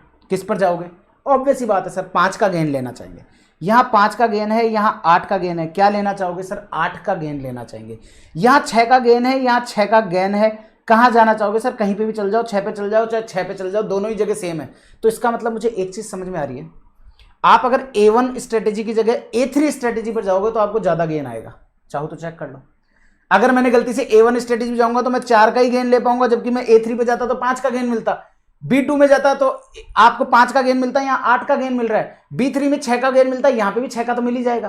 तो इसका मतलब अगर मेरा कल को आपके काउंटर पार्टी प्लेयर बी ने, अगर गलती से प्लेयर बी ने आपके B3 भी अगर लगा भी दिया, तो मेरे को यहाँ पर भी 6 का गेन आएगा, यहाँ पर भी 6 का गेन आएगा, तो मेरे को B3 में तो कोई लॉस है ही नहीं। लेकिन B1 और B2 में आप देखोगे यहाँ पे 4 का गेन बढ़ जाएगा और यहाँ पर 3 का गेन बढ़ जाएगा। तो ऐसे केस में आप क्या चाहोगे, सर मैं A1 स्ट्रेटेजी पर फिर क्यों ही जाऊं, मेरे पास जब A1 स्ट्रेटेजी से ज़्यादा बेटर स्ट्रेटेजी मेरे पास है तो मैं उसी स्ट्रेटेजी में जाऊंगा ना। तो दोस्तों इस तरीके के क्वेश्चन को सॉल्व करने के लिए मैं मेरे स्टूडेंट को एक टेक्निक यूज करता हूं, जिसे मैं कहता हूं एरो डायग्राम। आपको डोमिनेंस चेक करना है ना, तो आप एरो बना करके चेक करो। जैसे कि जो भी बड़ा है उसकी तरफ आप एरो बनाओ। आप यहां देखोगे, आपने देखा ये बड़ा है, ये बड़ा है, लेकिन यहां पर ये बड़ा है। अब आपको डोमिनेंस चेक करने के लिए क्या करना होगा, तीनों रो एक ही तरफ जाने चाहिए, तो आपका डोमिनेंस आएगा। तो आपका डोमिनेंस आएगा। तो ऐसे केस में डोमिनेंस कौन किसका कहलाएगा? सर आपके पास 4 कमाने का ऑप्शन भी है, 5 कमाने का भी ऑप्शन है। क्या कमाना चाहोगे सर? 5। तो मैक्सिमाइजिंग प्लेयर के लिए जो आपकी रो आपको ज्यादा पे ऑफ दे रहा है हम उसको सेलेक्ट करेंगे। मैक्सिमाइजिंग प्लेयर के लिए जो पे आपकी स्ट्रेटेजी जो आपको ज्यादा पे ऑफ दे रही है हम उसको सेलेक्ट करेंगे और उससे कम देने वाले को एलिमिनेट कर देंगे। अब इसके लिए इसका मतलब यहां पर तो ये चीज फुलफिल हो रही है क्या? No sir. आप देखोगे A1 के ऊपर आपको B1 B2 में तो आपको केस में A1 और A2 में आप कंपेयर करोगे तो आप देखोगे यहां पर तो आप डेफिनेटली A2 में ज्यादा गेन पाओगे, यहां पर भी A2 में गेन ज्यादा पाओगे, लेकिन यहां पर A1 में गेन ज्यादा पाओगे। तो इसका मतलब ये प्रॉपरली आपको डोमिनेट नहीं कर रही है। क्यों? कल को पता पड़ा आपने तो A2 स्ट्रेटेजी अपनाई और उन्होंने कहा कि लो साहब हम B3 स्ट्रेटेजी अपना रहे हैं। तो ऐसे केस में आपके पास अपॉर्चुनिटी 6 को कमाने की थी बट आप नहीं कमा पाओगे। तो इसका मतलब ये आपका प्रॉपरली जो है डोमिनेट नहीं कर रहा। तो वो डोमिनेट नहीं कर रहा तो इस वालों को अब आप हैंड टू हैंड आपका पेंसिल से आप इसको एरो बनाएंगे और रबर से रब कर देंगे। फिर आप A1 को A3 से कंपेयर करेंगे क्योंकि आपके पास कंपेरिजन क्या है? A1 को A2 से कंपेयर करना, A1 को A3 से कंपेयर करना और A2 को A3 से कंपेयर करना। ये 3 आपको कंपैरिजन करना है ताकि आपको आइडिया लग जाए कि कौन सा किसको डोमिनेट कर रहा है। तो यहां पर मैंने A1 को A2 से कंपेयर किया तो मेरे को पता चल गया डोमिनेटिंग फीचर्स अवेलेबल नहीं है, क्रॉस लगा दो।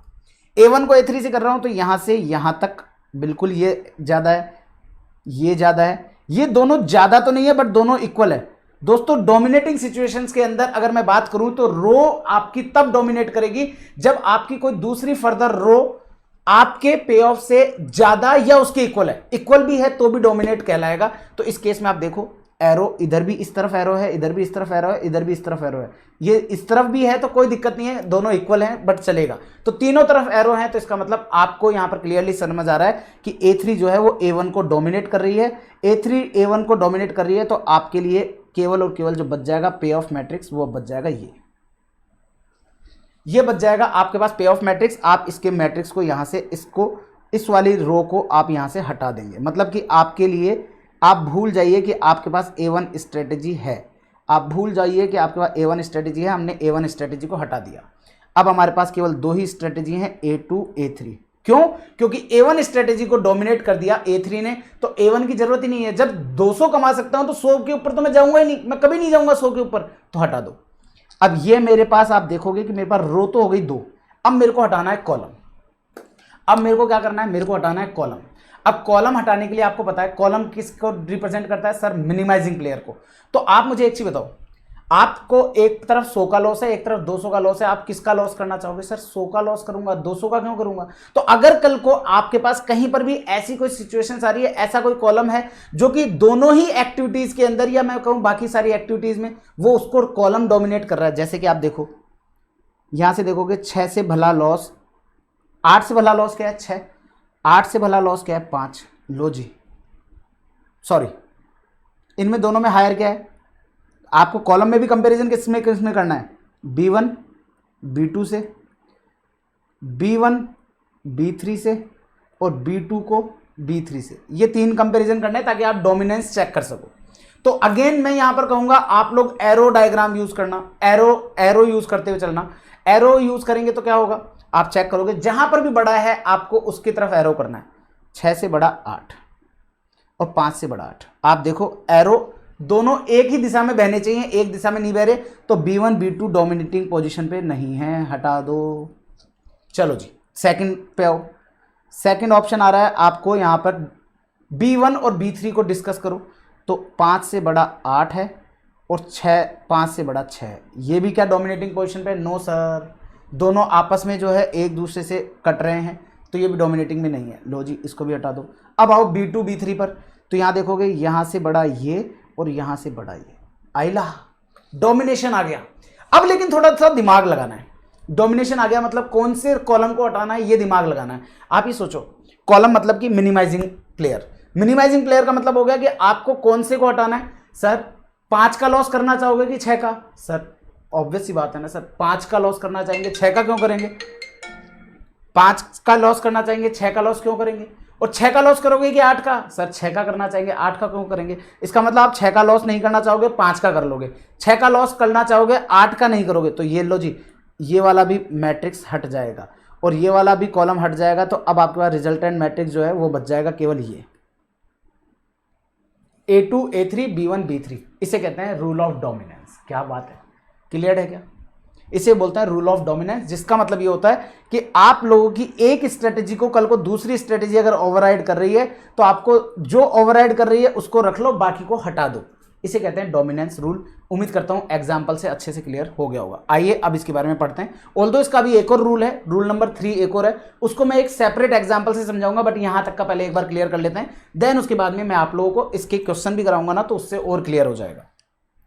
According to the principle of dominance, if any strategy of a player dominate over his another strategy, मतलब उसी प्लेयर की दूसरी स्ट्रेटेजी को अगर वो डोमिनेट कर रही है in all condition, in all condition, ध्यान रखना, इन ऑल कंडीशन किसकी? जो दूसरे प्लेयर की उसकी, then latter can be ignore because it will not affect the solution of the game. Obvious सी बात है, आपके पास 100 का प्रॉफिट करने का भी ऑप्शन है, 200 का प्रॉफिट करने का भी ऑप्शन है, तो हम 200 का प्रॉफिट करेंगे, 100 का क्यों करेंगे? तो 100 वाली पूरी की पूरी स्ट्रेटेजी को हटा दो, खत्म काम। हमारे पास 100 का लॉस करने का भी ऑप्शन है, 200 का भी लॉस करने का ऑप्शन है, तो 200 का लॉस क्यों करूंगा? 200 वाली लॉस को हटा दो, क्लियर? क्योंकि वो आपके गेम को अफेक्ट नहीं करेगा। A strategy dominate over other only if it is preferable over the other in all condition. अब ये डोमिनेट करेगा, ये कैसे पता चलेगा? इसको डोमिनेट कर जाएगा, ये कैसे पता चलेगा? इसके लिए आपको from gainers point of view, that means player A के रेस्पेक्ट में क्या होगा?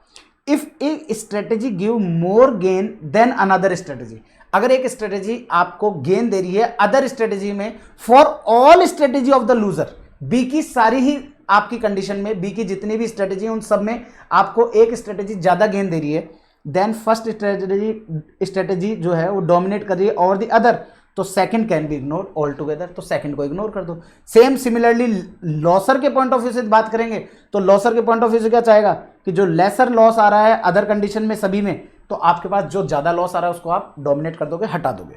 सो डिटर्मिनेशन ऑफ सुपीरियर और inferior strategy depend upon the objective of the player, player के ऑब्जेक्टिव पे डिपेंड करेगा। क्यों? Since each player has to select his best strategy, inferior strategy can be eliminated. In other words, ineffective row या column can be deleted from the given payoff matrix so that its size is reduced. जो भी ineffective है, जहां पर value of game affect ही नहीं करेगा, तो हटाओ ना उनको, क्यों रखते हो? अब ये डिलीट कैसे होंगी? तो for deleting the ineffective row and column the following rules are used. सबसे पहले आपको अगर रो कम करनी है, तो रो कम करने का मतलब क्या हो गया? आपको मैक्सिमाइजिंग प्लेयर के पॉइंट ऑफ व्यू से सोचना है। रो कम होगी तो मैक्सिमाइजिंग प्लेयर, और कॉलम कम करना है तो मिनिमाइजिंग प्लेयर। तो मैक्सिमाइजिंग प्लेयर क्या चाहेगा? अपने प्रॉफिट को मैक्सिमाइज करना। तो अगर कल को कोई दूसरी रो के अंदर उसी की स्ट्रेटेजी है, उसके पास 3 स्ट्रेटेजी हैं, A1 A2 A3, आपको पता चल रहा है कि A1 की सारी B1 की कंडीशंस में A1 का जो पे ऑफ है वो A3 के पे ऑफ से ज्यादा आ रहा है, तो इस A3 की जरूरत क्या पड़ रही है? फिर हटाओ इस A3 को, सिंपल।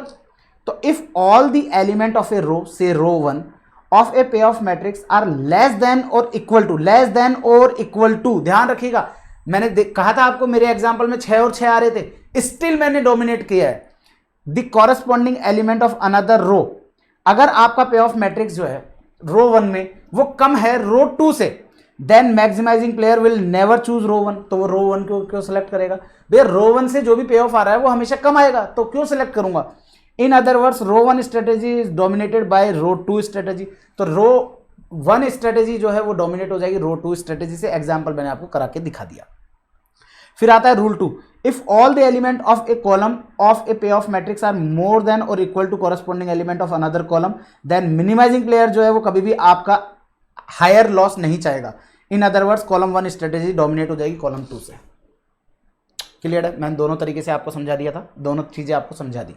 ध्यान रखिएगा, कई बार मेरे से बच्चा एक बड़ा कॉमन क्वेश्चन पूछता है कि सर कॉलम वाले का रिडक्शन पहले डालें या पहले रो को रिड्यूस करना चाहें? दोस्तों कई बार पता है क्या होता है, हमारा डोमिनेट जो है ना, आप रो को डोमिनेट करने जा रहे हैं, वो रो डोमिनेट नहीं हो पा रही, लेकिन आपने जैसे ही कॉलम का डोमिनेट किया तो पता चलता है कि अब रो भी डोमिनेट हो जाएगी। कहने का मतलब, सपोज से 5 3 2 1 4 3 5 2 3। अब सपोज से आपके पास ये सिचुएशन आ रही है, आप देखोगे यहां पे ये ज्यादा है और यहां पे ये ज्यादा है, तो ये दोनों डोमिनेट नहीं हो रहे, यहाँ पे ये दोनों इक्वल हैं, यहाँ पे ये दोनों में ये 3 ज़्यादा है, यहाँ पे 3 ज़्यादा है, यहाँ पर ये 3 ज़्यादा है, ये भी डोमिनेट नहीं हो रहा। फिर आपके पास बचता है आपका इससे ज़्यादा ये है, इससे ज़्यादा ये है। अब सर ये भी डोमिनेट नहीं हो रहा, तो इसका मतलब सर रो तो कोई डोमिनेट हो ही नहीं रही। तो भैया पहले कॉलम डोमिनेट करके देखो। कॉलम डोमिनेट करके देखते हैं तो पता चलता है 3 से बड़ा 5, 1 से बड़ा 4, ये भी डोमिनेट नहीं होगा। 2 से बड़ा 3, 3 से बड़ा 4 और 2 से बड़ा 3, ये भी डोमिनेट नहीं हो रहे। सर ये क्या हो रहा है? और फिर आपके पास आता है ये 2 से बड़ा 3, 3 से 1 से बड़ा 3। सर कॉलम भी डोमिनेट नहीं हो रहे। लेकिन ये मेरे एग्जाम्पल में सिचुएशंस नहीं बैठी। सपोज से ऐसी कोई सिचुएशन बैठती है कि आपका रो डोमिनेशन तो नहीं हो रहा बट कॉलम डोमिनेशन हो रहा है, तो पहले कॉलम को डोमिनेशन कर लो। अगर ऐसा कभी सिचुएशंस आती है तो ऐसा कोई रूल नहीं है कि आपको रो को ही पहले डोमिनेट करना है, तो आप पहले कॉलम को डोमिनेट कर सकते हो। सपोज से कॉलम डोमिनेट किया आपने, ये वाली चीज हट गई। अब ये वाली चीज हट गई तो उससे क्या हुआ, आप देखोगे ये 5 और 5 इक्वल हैं, ये 2 और 3 में 3 ज्यादा है, तो आप देखो दोनों इक्वल है, तो इसका मतलब क्लियर है। ऐसे केस में आप क्या चाहोगे? सर हम आपके रो 1 को हटाना चाहेंगे। फिर रो 1 को हटा दोगे। अगर सपोज से आपने कॉलम 1 हटाया, आपने कॉलम डोमिनेशन निकाला और कॉलम डोमिनेशन से आपके पास कुछ इस प्रकार से चीजें बन गई। आपका ये कॉलम इस तरीके, ओ भाई साहब,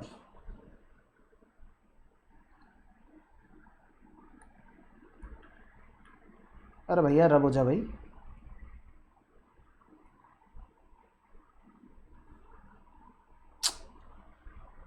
नहीं होगा क्या रब?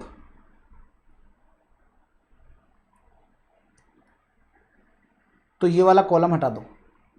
अब ये कॉलम हट गया। अब मुझे एक चीज बताओ, क्या अब रो ऑपरेशन, अब रो डोमिनेशन हो सकता है क्या? सर इससे बड़ा ये है, इससे बड़ा ये, इनमें तो नहीं हो सकता।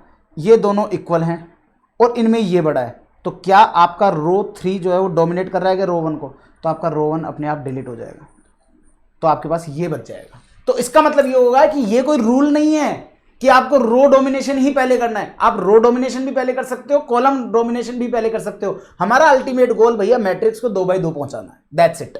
हमारे को मैट्रिक्स 2x2 का पहुंचाना है, इसके अलावा और कुछ भी हमारा ऑप्शन नहीं है। ठीक है जी।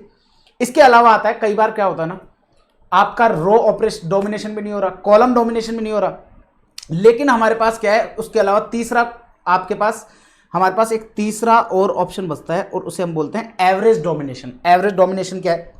पहले एग्जांपल बताऊंगा, फिर उसके बाद में उस चीज़ों को समझाऊंगा। 5 4 6 1 2 5। आपके पास ये मैट्रिक्स है, रो 1 रो 2, आपके पास कॉलम 1 कॉलम 2 और कॉलम 3। यहां पे समझ में आ रहा है 3 कॉलम है, रो 2 है। अब रो तो 2 ही है, हमें कॉलम कम करना है। क्लियर है? तो कॉलम कम करने के लिए हमको क्या करना पड़ेगा? कॉलम का डोमिनेशन लगाना पड़ेगा। कॉलम डोमिनेशन पे जाते हैं तो भाई साहब कॉलम डोमिनेशन पे चेक करते हैं, ये इससे बड़ा है, ये इससे बड़ा है, इन दोनों का डोमिनेशन नहीं हो सकता, हटाओ। ये इससे बड़ा है, ये इससे बड़ा है, इन दोनों का डोमिनेशन नहीं हो सकता। ये इससे बड़ा है और ये इससे बड़ा है, ये डोमिनेशन नहीं हो सकता। मतलब कॉलम डोमिनेशन एप्लीकेबल नहीं हो रहा। तो ऐसे केस में क्या करने का है? ऐसे केस में हम लोगों को एवरेज डोमिनेशन करना होता है। और एवरेज डोमिनेशन क्या होता है? कॉलम 1 को average of column 2 and column 3 से चेक करेंगे। कॉलम 2 को average of column 1 and column 3 से चेक करेंगे और कॉलम 3 को average of column 2 and column 3 से चेक करेंगे।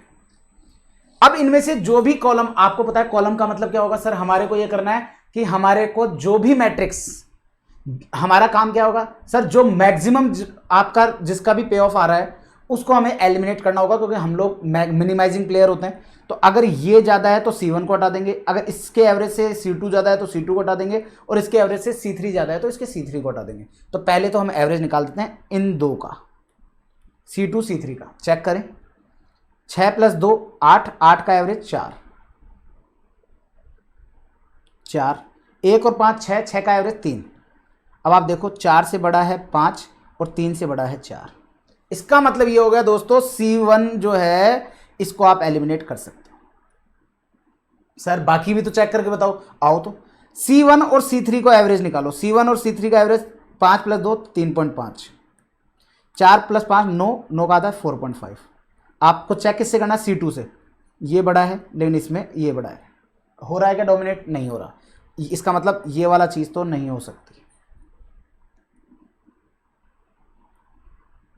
आओ जी C3 को चेक कर लेते हैं।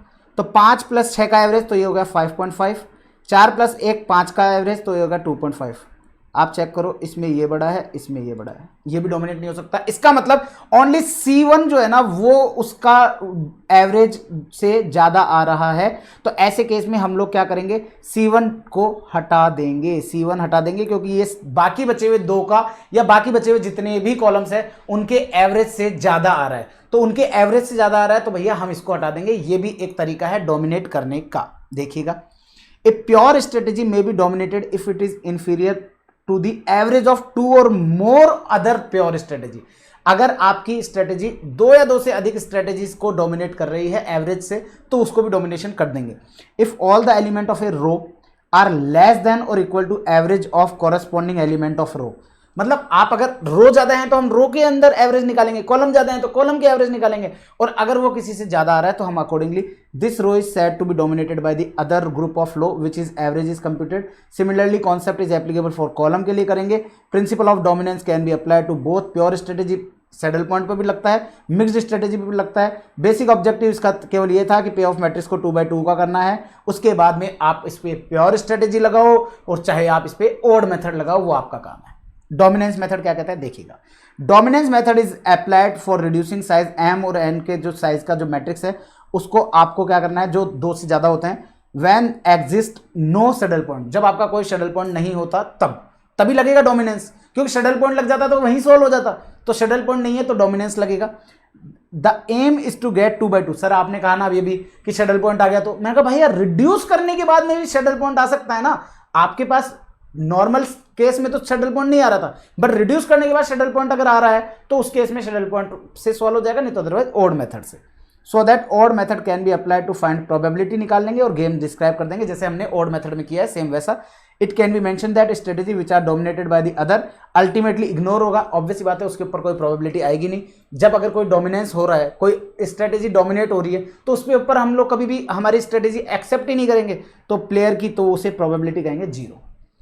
कई बार क्या होता है ना, ग्राफिकल मेथड, आपका डोमिनेंस मेथड भी नहीं लग रहा, आपका डोमिनेंस मेथड नहीं लग रहा, ऐसे केस में आपको ग्राफिकल मेथड पे जाना पड़ेगा। मैं ग्राफिकल मेथड को आपको नोट्स के सहारे नहीं समझा रहा, मैं इसको सीधा एक एग्जांपल के सहारे आपको समझाऊंगा, और उस एग्जांपल में मैं आप लोगों को मैं 2 एग्जांपल लिखूंगा और उन 2 एग्जांपल के सहारे हम लोग इस क्वेश्चन को सॉल्व करेंगे। ग्राफिकल मेथड के जो नोट्स हैं, ये नोट्स आप लोगों को रीड करने की इच्छा हो तो रीड कर लेना, मैं सीधा इसको 2 एग्जाम्पल से क्लियर करूंगा।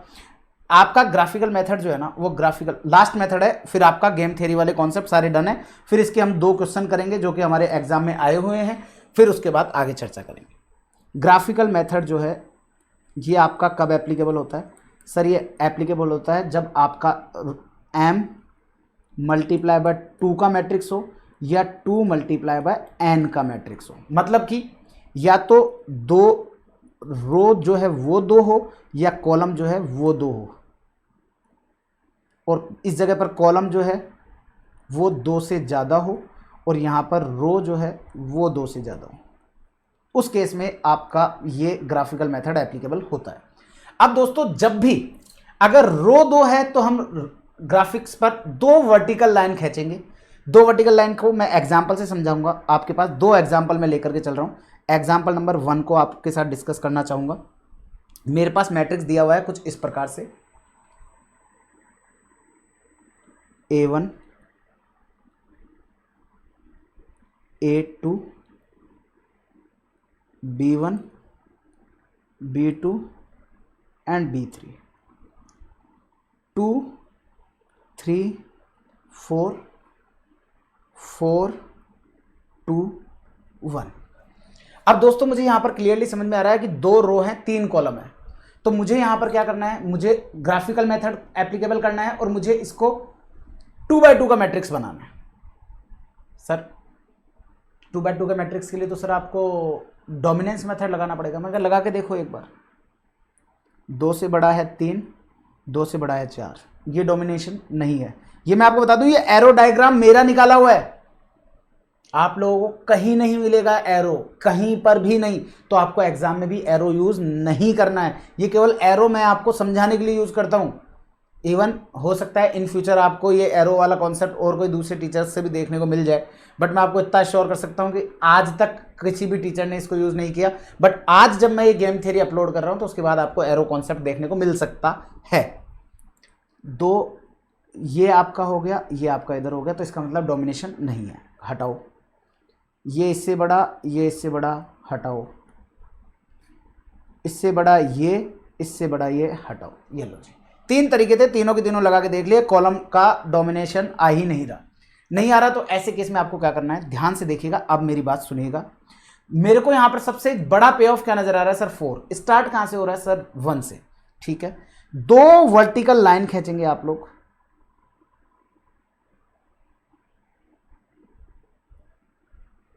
और सफिशिएंट स्पेस, ये ग्राफिकल मेथड है, ग्राफ पर ही होगा, ध्यान रखिएगा आप लोग। ये 2 वर्टिकल 2 लाइनें आपने खींची, एक लाइन को आपने बोल दिया A1 की लाइन है, एक लाइन को बोल दिया A2 की लाइन है। सर ग्राफ तो हमने आज तक हमेशा ऐसे बनाते हुए देखे हैं, इस जगह पे प्लॉट किया, इस जगह प्लॉट किया, इसको मिला दिया। मैंने कहा यहाँ पर ग्राफ दूसरे तरीके से बनेगा, क्लियर है। आपको हमेशा ग्राफिकल मेथड में ही ग्राफ देखने को मिलेगा।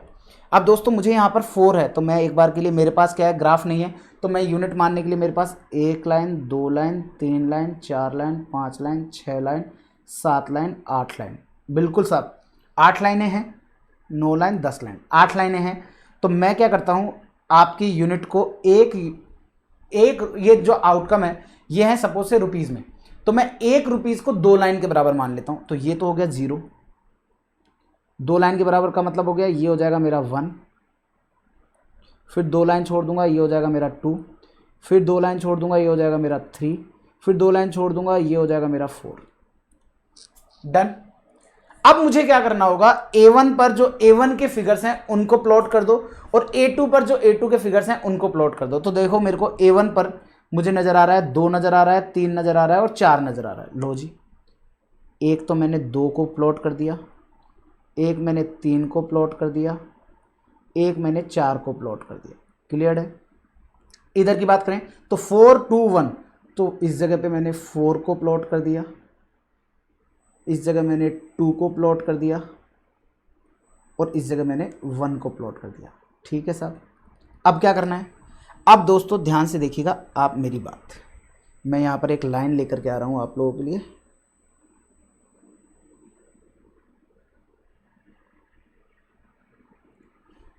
Just a second.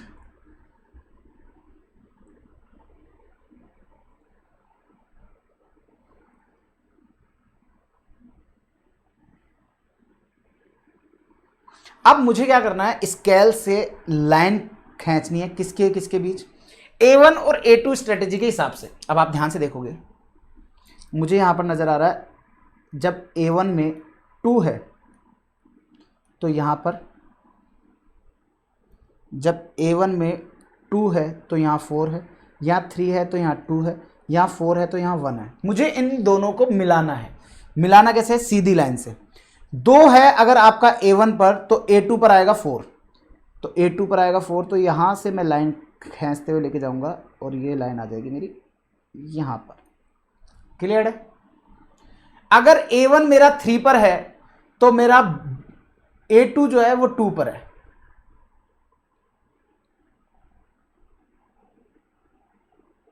ये लीजिए, क्लियर है।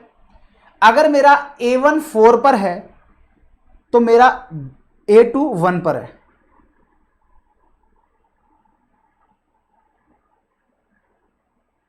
ये मैंने इनको मिला दिया सर। अब इनको मिलाने के बाद में आपको क्या है दोस्तों, मुझे क्या कम करना है सर, मुझे कम करना है आपके कॉलम को। कॉलम को कम करना है तो आपका टारगेट क्या होगा सर, सर हमारा टारगेट होगा एक ऐसा कॉलम हटा दो जो कि हमारे को क्या दे रहा है, ज्यादा लॉस दे रहा है। आपको पता है ये हमारा, अब यहां पर अगर मैं बात करूं तो यहां पर आपको कुछ नजर आ रहा है क्या सर, 2 एरिया हैं जो नजर आ रहे हैं खाली खाली। एक एरिया, ये वाला एरिया खाली नजर आ रहा है,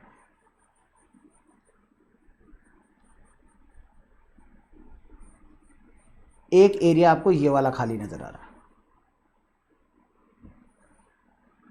एक एरिया ये खाली नजर आ रहा है, एक एरिया ये वाला खाली नजर आ रहा है। क्लियर है? अब आपको यहां पर ध्यान देना है, यहां पर हमारे लिए क्या है, इसे हम बोलेंगे लोअर एनवलप। आप देख रहे हो एनवलप, शादी में अपन ने लिफाफे दिए होंगे ना, तो शादी में लिफाफा क्या होता है, नोट डालते हो उसको ऊपर से बंद कर देते हो, इसका मतलब ऊपर से खुला होता है। यहां पर देखो ये नीचे से खुला है, ये ऊपर से खुला है, इसे बोलेंगे लोअर एनवलप, इसे बोलेंगे अपर एनवलप।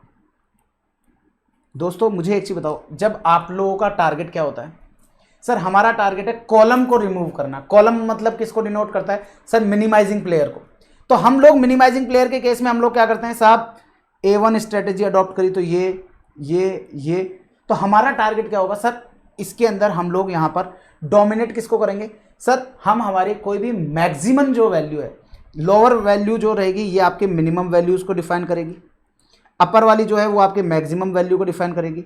हमारे को कॉलम रिमूव करना है तो मिनिमम वैल्यू का मैक्सिमम निकालना होगा हमको, क्योंकि मिनिमम का जो मैक्सिमम होगा, जो मिनिमम का मैक्सिमम होगा उसको हमको क्या करना पड़ेगा, उसको हम रिमूव कर देंगे, क्योंकि टारगेट हमारा क्या है कि साहब जो ज्यादा लॉस है उसको हटा दो। तो मिनिमम का मैक्सिमम कैसे निकालेंगे सर, आपको यहां पर दो इंटरसेक्शन पॉइंट नजर आ रहे हैं, हमारे को यहां पर दो इंटरसेक्शन पॉइंट नजर आ रहे हैं, एक तो ये और एक ये। अब आप इन दोनों में से चेक करो कि कौन सा अपर है कौन सा लोअर है। सर ऑब्वियस सी बात है, ये वाला तो आपका हटा दो, ये ऊपर वाला जो है यही आपका हायर है। हमारे को क्या करना है, हायर वाला आपको रखना है। आपके लिए यहां पर हमारे को क्या करना पड़ेगा, क्योंकि हम लोग यहां पर क्या चाहेंगे भैया, आपको कौन से कॉलम को हटाना है ये डिफाइन करना है। तो ये यहां पर हमारे लिए क्या रहेगा, हमारे को हटाना कौन सा वाला है, जो हमारा लॉस ज्यादा दे रहा है। तो आपके अकॉर्डिंगली हमारे को जहां पर भी मैक्सिमम वैल्यू है केवल वही रखनी है। अब मैक्सिमम वैल्यू हमने निकाल दी, जो भैया नीचे लोअर डेक में जो सबसे ऊपर वाला वैल्यू आ रहा है वो। अब इनको जो दोनों आपके आपस में जो लाइनें क्रॉस कर रही है ना, अब ये लाइनें कौन सी वाली क्रॉस कर रही हैं, 2 और 4 वाली। 2 और 4 वाली का मतलब बात करें तो 2 और 4, तो ये तो हो जाएगी आपकी, ये वाली लाइन कौन सी थी, आपने B1 लाइन है, और एक लाइन क्रॉस कर रही है 3 और 2 वाली। 3 और 2 वाली कौन सी थी सर, B2, और ये है आपकी B3।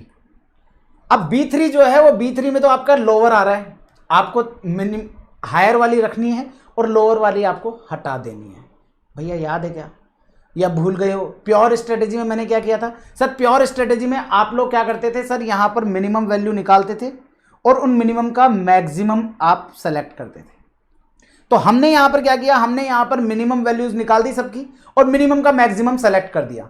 तो मिनिमम का मैक्सिमम जो सेलेक्ट किया उसको रख लो, बाकी को हटा दो। तो इसका मतलब B1 B2 आपका रह जाएगा और B3 आपका हट जाएगा, और आपके पास ये मैट्रिक्स बच जाएगा। अब इस मैट्रिक्स पे आप चाहे तो सैडल पॉइंट वाला सॉल्व कर लो, चाहे आप बिना सैडल पॉइंट वाला सॉल्व कर लो। मैंने अगेन आपको बताना चाहूंगा वापस से कैसे क्या किया, सेम इसी तरीके से आप लोगों को जो है, आप लोगों को करना है आपके कॉलम के लिए, सॉरी रो के लिए। बस अंतर केवल इतना सा चेंज होगा कि आपके यहां पर हम लोगों ने नीचे लोअर डेक में चेक किया है, लोअर एनवलप में चेक किया है, उसमें अपर एनवलप में जैसे यहां पर क्रॉस आ रहा है ना, तो उस केस के अंदर हम लोग B1, यहां पर जो हमारा बनता ये A1 ना बनता, हमारा ये बनता B1 B2। क्यों?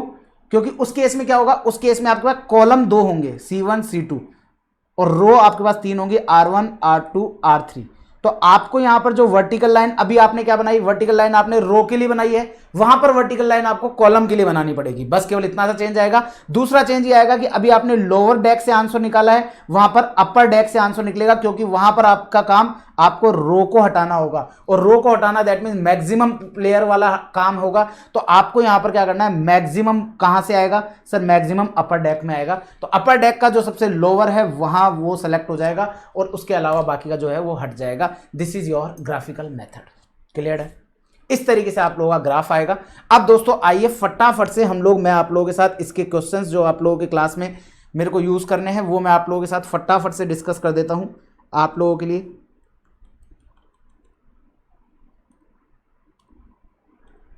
आइएगा, अब मैं यहां पर आप लोगों के साथ फटाफट से एक क्वेश्चन जो कि आप लोगों का दिसंबर 2024 में आया था। दोस्तों यहां पर मेरे को सबसे पहले क्या दिया है, two firms P and Q are competing for business under the condition so that one firm's gain is another firm's loss. ये आपको पता ही है। फर्म पी पे ऑफ मैट्रिक्स आपको दे रखा है। पी का लिए no advertisement, medium advertisement, heavy advertisement. तो काउंटर में आपका फर्म क्यू है, वो नो एडवर्टीजमेंट, मीडियम एडवर्टीजमेंट और आपका हैवी एडवर्टीजमेंट दे रखा है। अब दोस्तों सबसे पहले तो हम यहाँ पर क्या चेक करेंगे, सैडल पॉइंट एग्जिस्ट करता है कि वो चेक करेंगे। लेकिन क्वेश्चन ने यहाँ पर कुछ बोला है क्या, suggest optimal strategy for the two firms, assess करो वैल्यू ऑफ गेम। ठीक है, बेस्ट स्ट्रेटेजी बताओ और आप यहाँ पर वैल्यू ऑफ गेम निकाल करके बताइएगा। ठीक है, तो मुझे यहाँ पर 3x3 का मैट्रिक्स नजर आ रहा है, तो मुझे ये तो समझ में आ गया कि ओड मेथड अभी यहाँ पर नहीं लग रहा। तो मेरे पास यहाँ पर या तो मेरे पास बच गया डोमिनेंस मेथड लगाने का काम। ग्राफिकल के लिए तो क्वेश्चन खुद से बोलेगा, डोमिनेंस मेथड नहीं लगेगा तो फिर मैं ग्राफिकल पे जाऊंगा। लेकिन क्या पता है यार, सैडल पॉइंट से काम हो जाए तो ट्राई करके देख लेते हैं।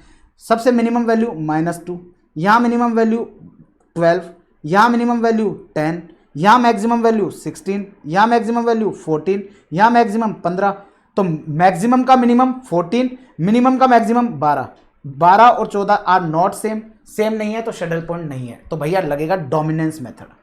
अब डोमिनेंस मेथड में सबसे पहले आप ध्यान देखेंगे 3x3 का मैट्रिक्स है, तो मेरे को रो डोमिनेंस भी करना पड़ेगा, कॉलम डोमिनेंस भी करना पड़ेगा। अब चेक करो, तो सबसे पहले रो में चेक कर लेते हैं।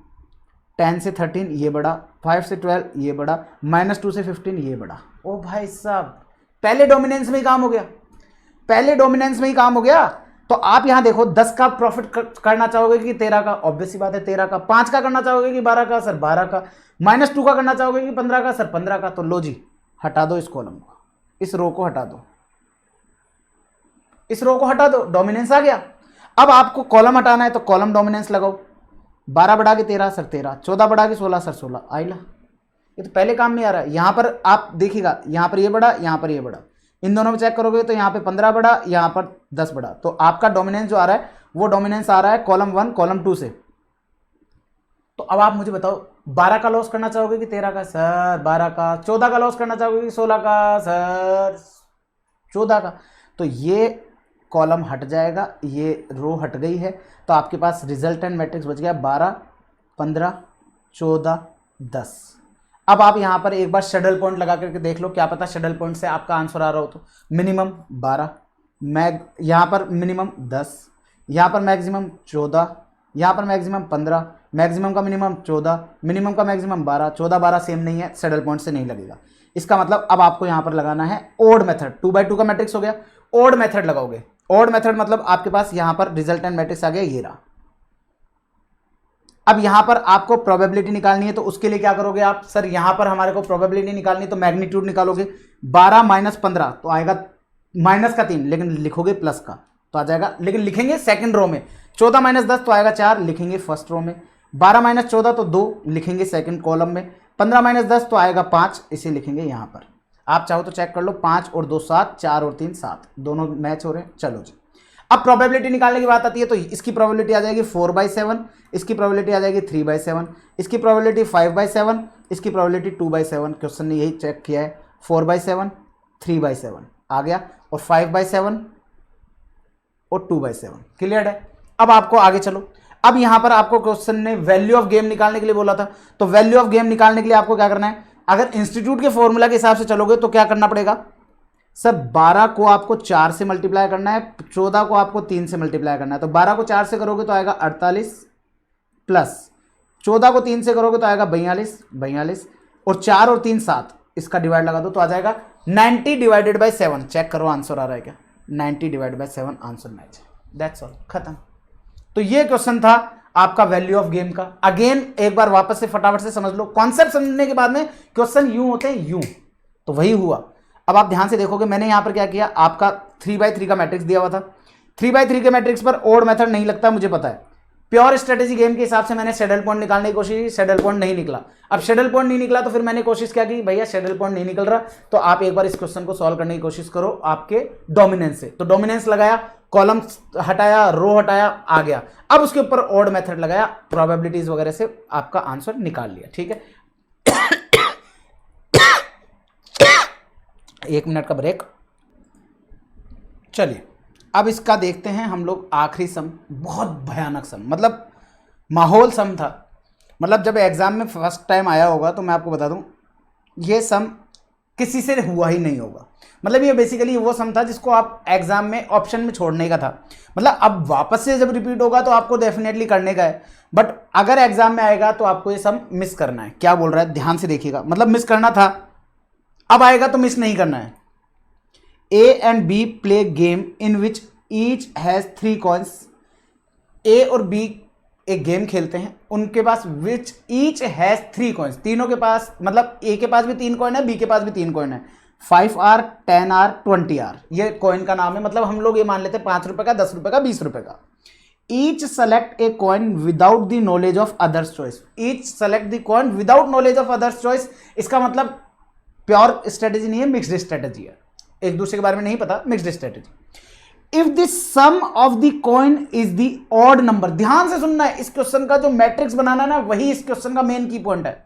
इसने कहा if sum of the coin is odd amount. Sum of the coin का मतलब आपके पास भी 3 कॉइन है, आपके पास कौन से 2 प्लेयर है, ए मैक्सिमाइजिंग प्लेयर, उसके पास भी 2 कॉइन है, 5 का है, 10 का है और 15 का, सॉरी 20 का है।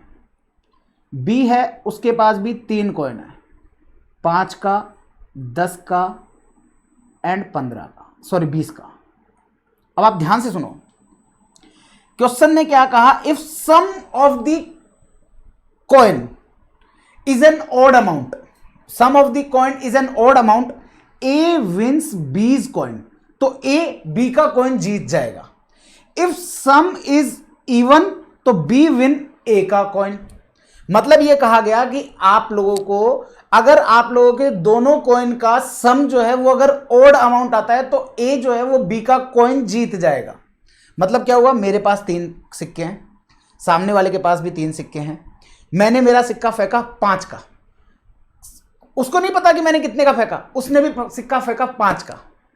अब जैसे सिक्के देखे तो पता चला अच्छा तुमने भी 5 का फेंका, मैंने भी 5 का फेंका, तो हुआ क्या, दोनों का सम कितना हुआ 10।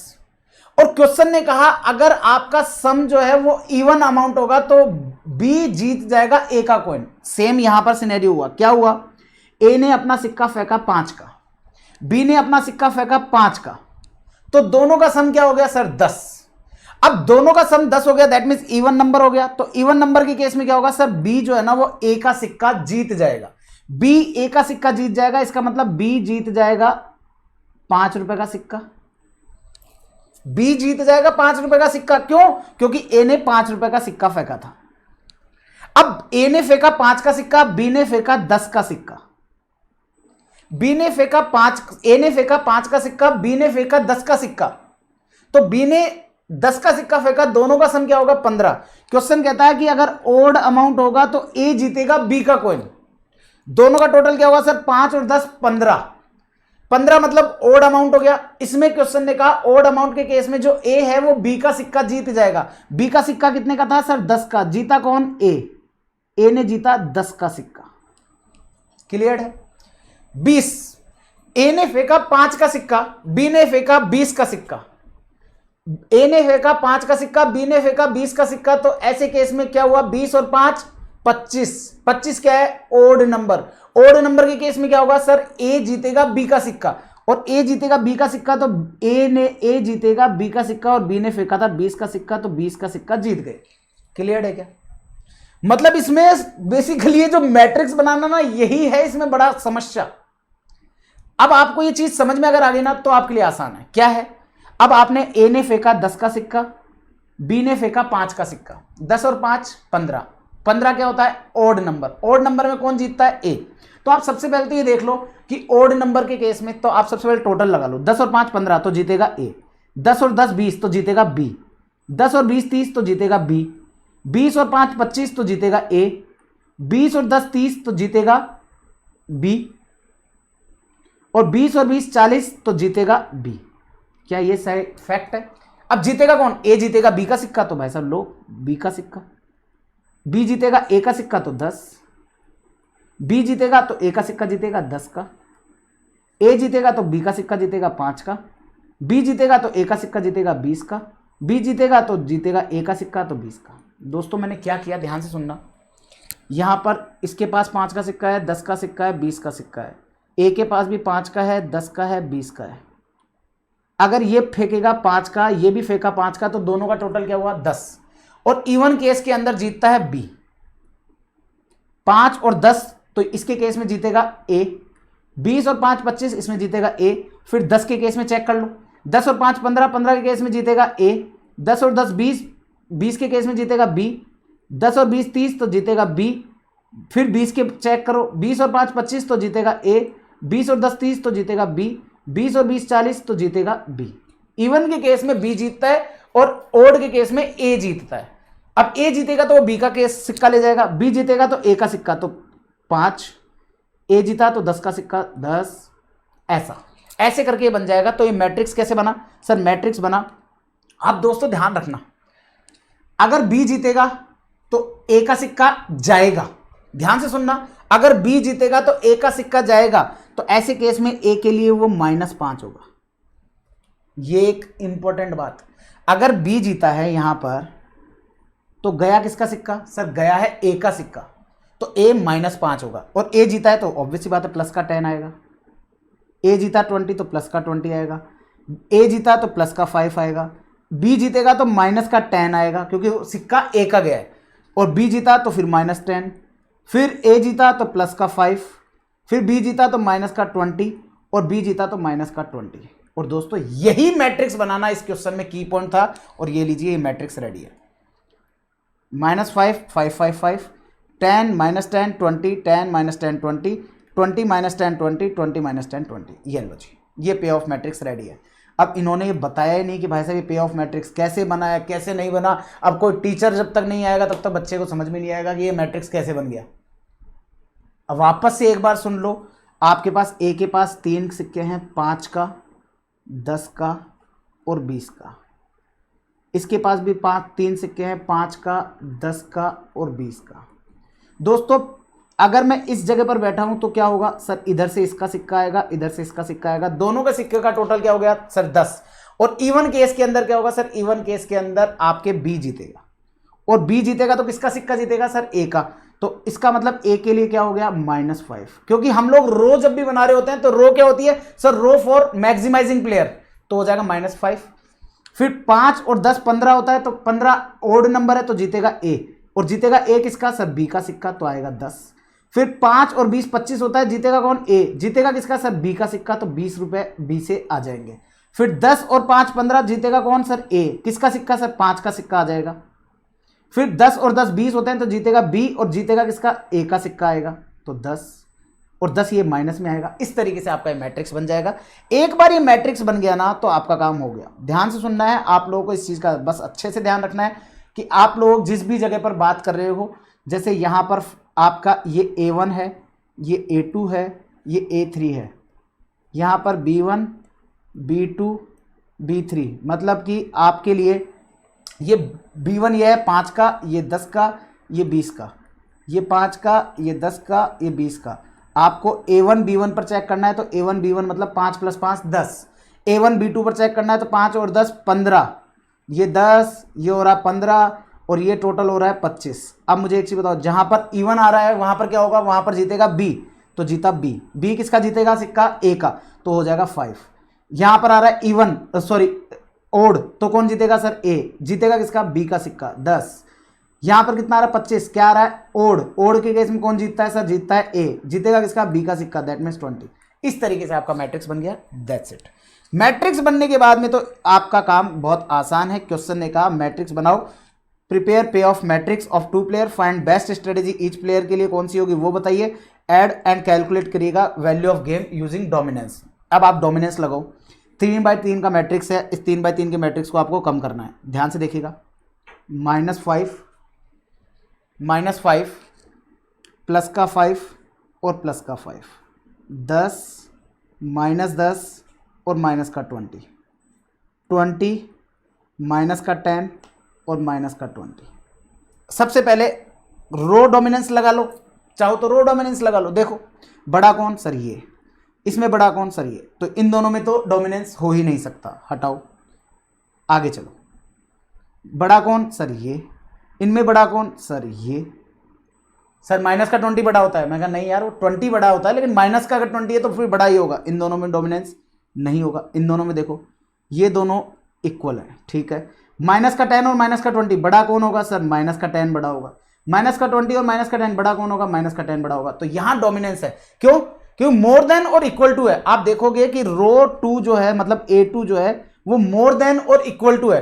मोर देन और इक्वल टू है तो ऐसे केस में मुझे एक चीज बताओ, आप माइनस का 10 रुपए का लॉस करोगे या माइनस का 20? सर माइनस का 10 कर लेंगे, ज्यादा बड़ा है। तो भाई साहब ये डोमिनेंस हो जाएगा, ये हट जाएगा, ये वाला रो हट जाएगा। तो आप चेक करो, पहला डोमिनेंस हटा तो माइनस का 5 प्लस का 5 10 माइनस का 10 20 और माइनस का 20, तो ये बच गया आपके पास। अब आपको यहां पर कॉलम डोमिनेंस लगाना है। अब आप कॉलम डोमिनेंस पे आइए। ओ भाई साहब,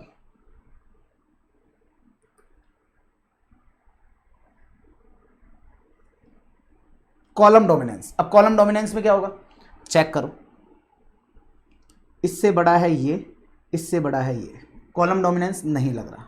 आगे चलो, इससे बड़ा है ये और ये दोनों इक्वल है, मोर देन और इक्वल टू होना चाहिए ना।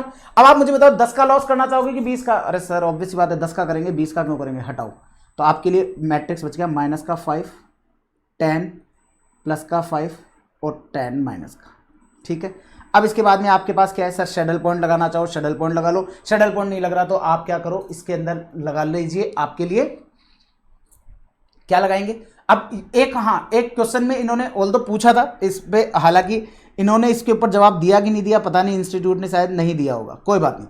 आपको अगर यहां से पूछा जाए कि भैया आपके लिए इन्होंने पूछा find the best strategy for each player, तो हर प्लेयर के लिए अगर बेस्ट स्ट्रेटेजी पूछूं तो A1 क्या चाहेगा? A1 चाहेगा कि साहब मुझे 20 का गेन हो जाए यहां पर।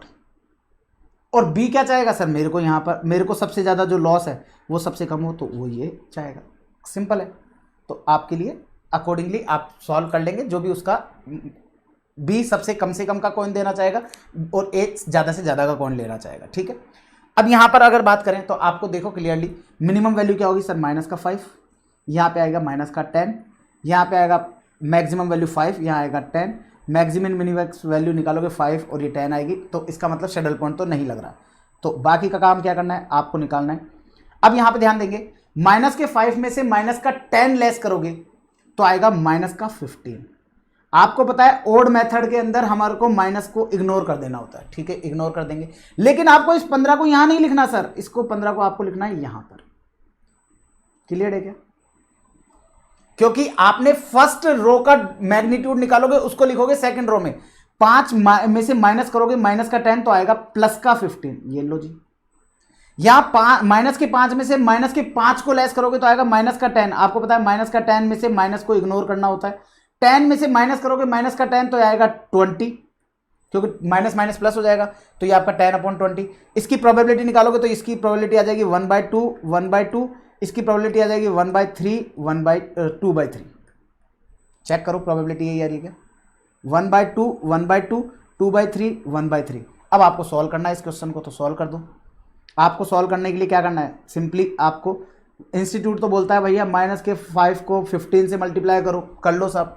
माइनस के 5 को 15 से करोगे तो आएगा माइनस का 75। इसमें आप ऐड करो, 5 को 15 से मल्टीप्लाई करोगे तो आएगा प्लस का 75, माइनस का और डिवाइड में लगा दो 15 और 15 30 का डिवाइड, 75 माइनस का 75 प्लस का तो आ जाएगा 0/30, तो आंसर हो जाएगा 0। तो वैल्यू हो जाएगी expected value of game 0। That's it, खत्म। इस क्वेश्चन के अंदर मेजर पोर्शन जो था वो आप लोगों का ये मैट्रिक्स बनाना ही था। वापस से बोल रहा हूं, मैट्रिक्स बनाने के लिए आप लोग ध्यान रखिएगा 5 10 20, 5 10 20, ये 5 और 5 का फेंकेगा तो 10 आ जाएंगे, 10 के केस में बी जीतेगा, 5 और 10 के केस में 15 हो जाएगा तो ए जीतेगा, 5 और 20 के केस में 25 हो जाएगा तो ए जीतेगा। ए किसका जीतेगा? बी का कॉइन, और बी जीतेगा ए का कॉइन। तो अकॉर्डिंगली आप सॉल्व कर लेंगे, दैट्स ऑल। तो दोस्तों इसी के साथ आप लोगों का एक गेम थ्योरी कंप्लीट होता है।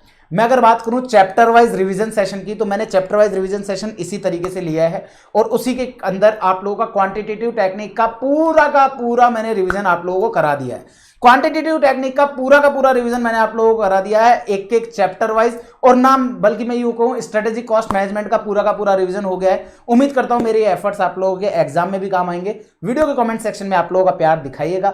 अगर आप लोगों ने चैनल पर नए हैं तो चैनल को सब्सक्राइब जरूर से कर लीजिएगा, लाइक जरूर करना, एंड आप लोगों को यहाँ पर जितने भी प्लेलिस्ट नजर आ रही है उन प्लेलिस्ट को जरूर से यूज कर लीजिएगा, आप लोगों के लिए बहुत यूजफुल रहेगी। अपने यूट्यूब चैनल पर बहुत सारी प्लेलिस्ट हैं जो कि आप लोगों के लिए बहुत यूजफुल हैं। तो that's all guys, bye bye, take care, ध्यान रखिएगा। आपका आपका और आपके अपनों का। This side CACMA Ashutosh Lata signing off and all the very best from Lata professional Academy and from Ashutosh Lata. Okay guys, bye bye.